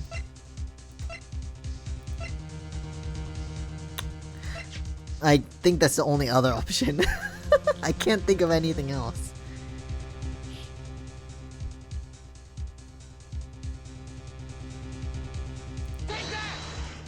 That's my choice. That's my guess. It's actually easier to show you than to explain, Your Honor. Place that bottle on the floor next to your chair. Excuse me? On the floor. Yes. Now reach down and pick it up. Without getting out of your chair. See? You naturally go to pick up the bottle by its neck. With your fingers upside down. He's so cute. Ha ha! Look at this photograph taken on the night of the murder. The defendant, Mr. Wright, sat here. Playing piano. Bottles of grape juice on the floor to the side of his piano bench. That's a lot, by the way. It's a whole, like, case. He would have naturally picked up the bottles upside down several times. Sometimes it's just... Sometimes we overcomplicate things, Judge. Recall our dinner that evening, Kristoff. I was drinking my usual juice then, too. Basically, you use the bottle on the table to do the deed. But then you must have remembered. So you went and picked up one of the bottles from under the piano, and you switched the bottles. You took one of Mr. Wright's bottles and made it look like the murder weapon. You know, I was wondering, because when you look at this one, the bottle has no cap on it, right? But when you look at the bottle in the record, it has a cap.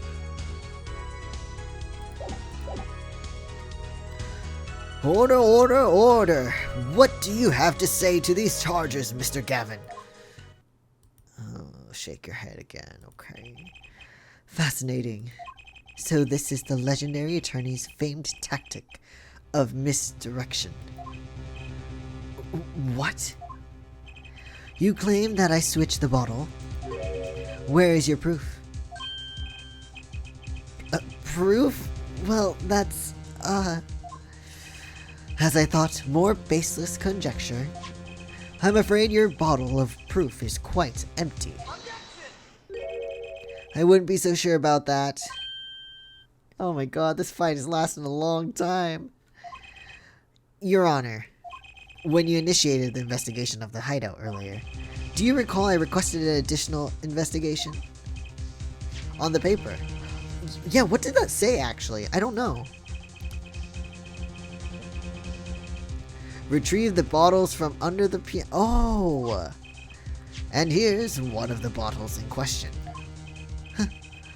What, are you going to dust that for fingerprints too? I would be surprised if any were on that, but his. Mr. Gavin probably wouldn't make such a novice mistake, true. That bottle won't bear trace of anything. Say, Apollo. Yes? Why don't you go ahead and examine that bottle? But why? Just humor me. Serious, Phoenix. Mr. Wright, that bottle will solve this case once and for all. What? That's some bottle? Is there a card in there? Oh! Is it the Five of Hearts? Look at that! There's something inside the bottle.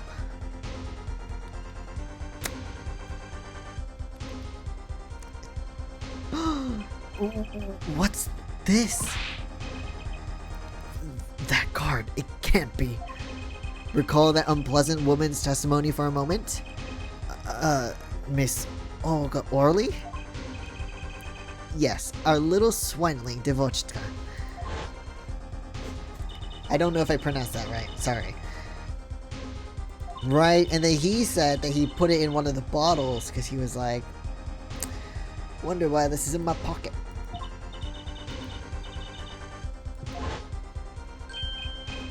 Wait, this isn't... You're telling me that this is the planted card you disposed of? The one you mentioned in this piece of testimony. Found a card, yeah. Snuck a peek at it and found it was the Five of Hearts. I had a feeling something might happen, so I disposed of the card before the game. And then he said he put it in the bottle, right? Exactly.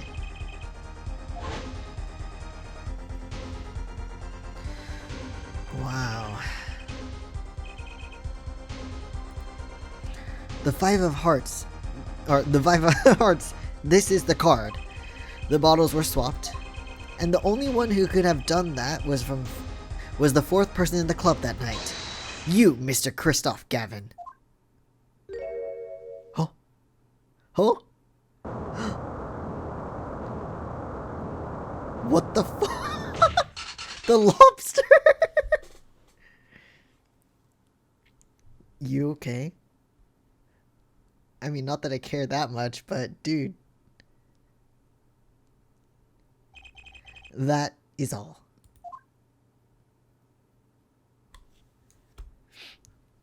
Wait, I want to see more. Is this your idea of revenge, Phoenix Wright?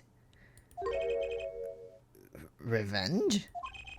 Revenge for the events that took away your attorney's badge 7 years ago.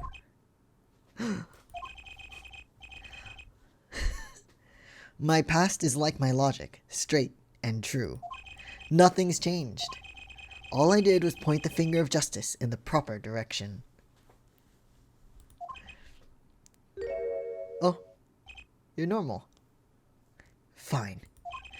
I'm glad we could have this little... I don't remember how to pronounce that. Tate-tat? I don't remember. Anyway, I know what it means, but anyway. Right. This is insane! What about me? Don't I get to prosecute anyone? No, you don't. I'm sorry, but no. I believe this time we've finally come to the end of our trial. Fuck, this is long. About 4 hours. Mr. Payne, do you have a report for us on Christoph Gavin? He's admitted to everything. We're processing his arrest now. I see. Poor Apollo, though. He came into the courtroom with the mentor, only to find out the mentor was the murderer in this trial. Like, what the fuck? I see. Still, one has to wonder why he would do such a thing. He didn't even have a connection to the victim, did he? None that we know of. Mr. Wright, have you anything to add? Nah. I'm afraid I can't shed any more light on the matter. About this victim, Mr. Shady Smith, his occupation was listed as traveler. An odd profession, to be sure, and that's all we know about him. I'll arrange a follow-up investigation, Your Honor. Good. Mr. Wright. Yes? 7 years ago, and you still haven't lost your touch. Christoph Gavin was a man with much significance for me, both as a friend and a lawyer. He was extremely talented, to be sure. I needed 2 things before I could confront him. The first was a place where no injustice would be tolerated, this courtroom. The second was a man who would tolerate no injustice. In other words, a defense attorney. You, Apollo. Me? A dark time is coming for our legal system. A twisting of A twisting of justice brought down on by our own, very own court system. We have to set it right. Mr. Wright. Our work lies ahead of us, and I, for one, am looking forward to it. He's so pretty! Okay, sorry. Sorry, just this version of Phoenix I find very attractive. Very sorry.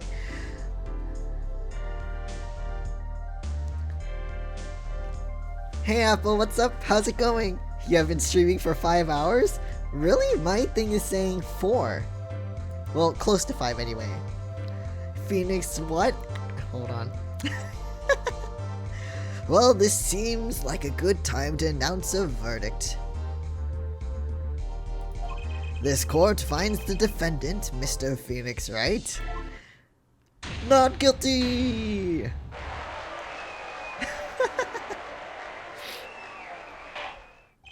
You missed everything. I know, I'm so sorry. Court is adjourned.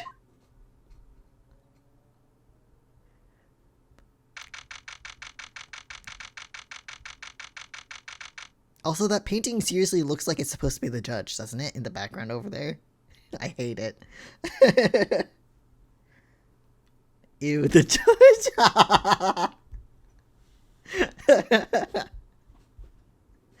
Yeah, no, I hate it. I agree with the ew, the judge comment. It's very fitting for that painting in the back there. Whew. April 20th, 4:28 p.m., District Court, Defendant Lobby number 3. Oh, you beautiful man. I love this. Okay. Oh, I love this music too. It's so nice. Thanks, Apollo. You came through, just like I thought you would. I'm pretty sure I didn't do a thing in there. It was you who cornered Mr. the killer. I couldn't have done it by myself. Phoenix is so attractive. I know, he's so attractive in this game. I love it. I'm too excited though. I need to stop. He's so... Anyway. Whew. You sensed it too today, didn't you? Your ability. Ability? To perceive, child. Yes, a sensitivity I lack. You'll come to understand it soon enough. Phoenix, I am single now. Yeah. I know what you mean. It's like, please. I love you. Wait, I wonder if he means... the perceiving. Apollo's so cute, though. Look at that little forehead, like, push thing. It's so cute. I love it.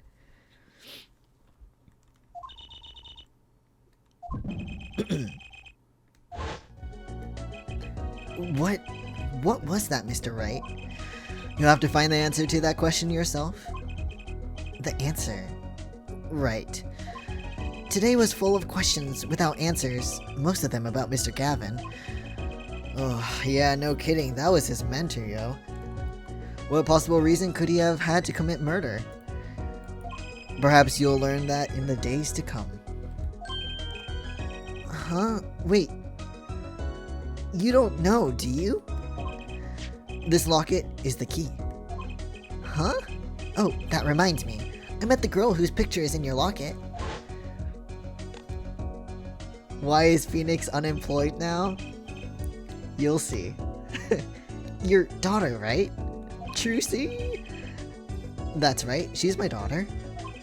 You know, you were right about this locket. I took it.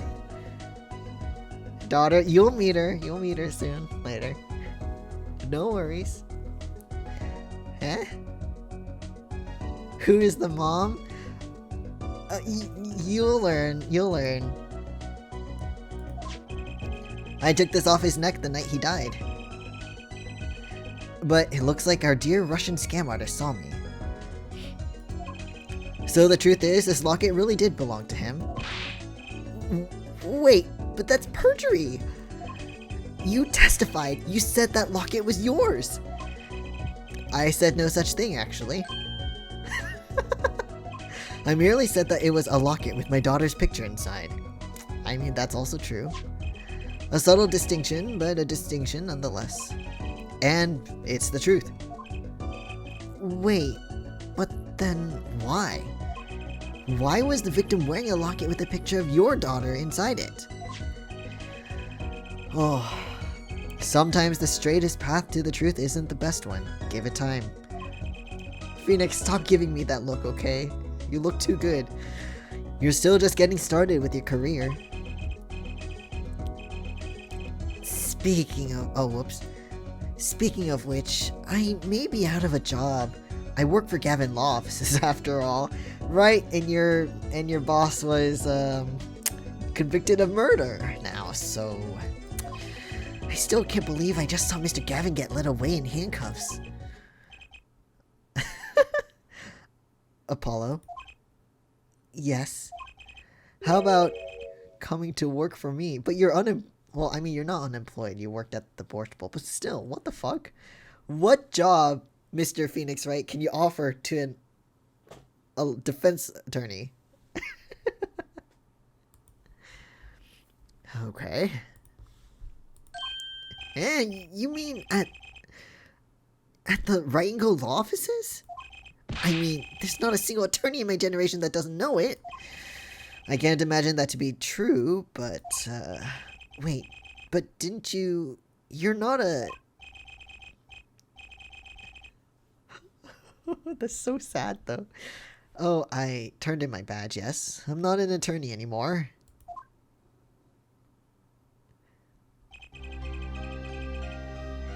That incident 7 years ago. That legendary trial. And at the middle of it all was one man, Phoenix Wright. Who hurt him? I know! I'll kill him! Well, we'll see as the game progresses. The case reached its sad conclusion, and he left law for good. Oh, so sad. Have you ever thought about coming back to the courts? I'm not qualified to stand in a court of law, I'm afraid. Didn't you notice in today's trial? There was a single piece of forged evidence. No! Phoenix!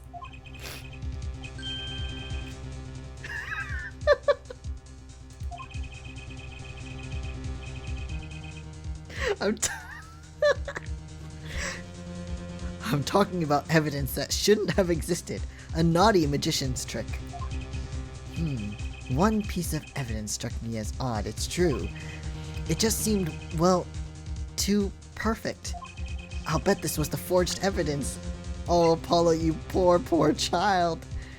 Oh no! It's this one! You mean this, don't you? I got this from your daughter, Mr. Wright. Yes, that card couldn't have been found at the crime scene. Why? Because the killer took it with him when he left, leaving the wrong card in its place, luckily for us.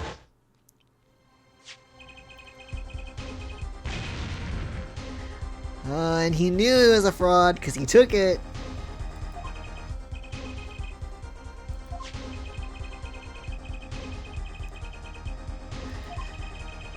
Ho ho ho ho ho ho. Ho ho ho ho ho. My verdict was already handed down 7 years ago. Oh god. Then you really... Yes, I forged this card. One look at the crime scene should have told you it wasn't real. But you can't do something like that and call yourself an attorney! Well, he's not an attorney, so... Who's calling themselves an attorney, Apollo? So, it's true. The rumor is true. 7 years ago. He's so pretty. I'm sorry. I keep bringing it up. I'm so sorry. But every time he makes this face, I can't help it. He's so pretty. So handsome. None of that matters much now, does it? I'm so sorry. I'm sorry, but I'm not sorry. I can't help it, okay?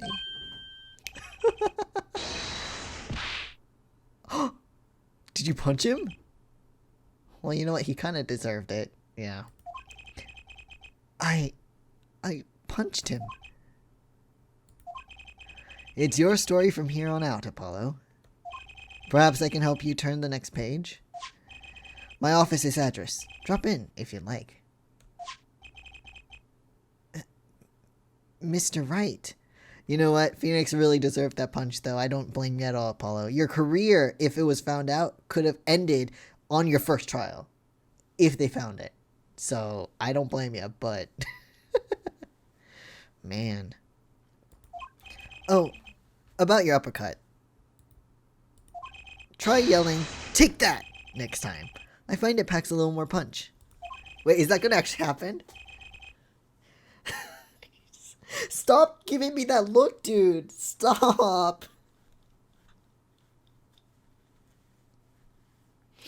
Sorry, I need to wipe my glasses. Okay. And Apollo, thanks for today. I had a good time. Give me edgy because Feeney's making me feel bad. Oh man. Bye, Phoenix. And with that, Mr. Wright walked out the door. What the fuck? And that's how my first trial ended. Dude, your first trial was a fucking whirlwind. It's worse than Phoenix's first trial.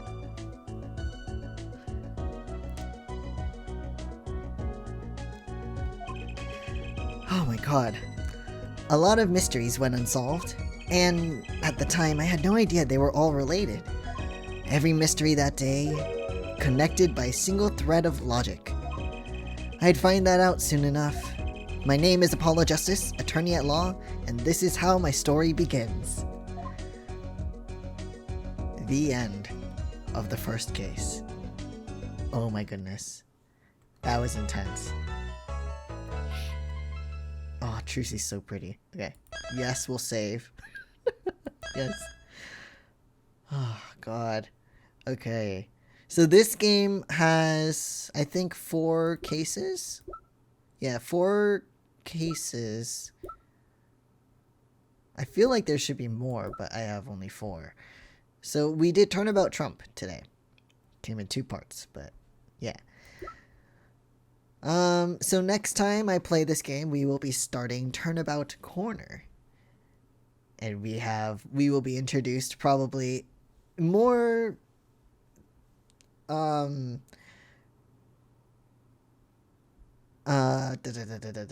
what's the word I'm looking for? Well, I mean, we'll be more oh my god. Don't you hate it when you have a word in your head and right when you're about to say it, it just poofs out of existence like you don't even know the word anymore?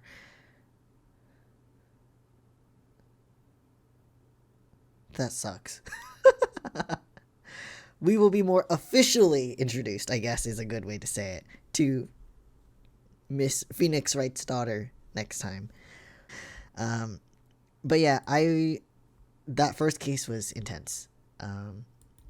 And I am looking forward to the rest of it. So yeah, thanks so much for stopping by, guys. I really appreciate it. Hope everyone has a good rest of the day, evening, night, or whatever time it may be. Hope everyone stays safe, healthy, and in the best spirits that they can. And I will see you guys hopefully Friday. But yeah, thanks so much, guys, and good night.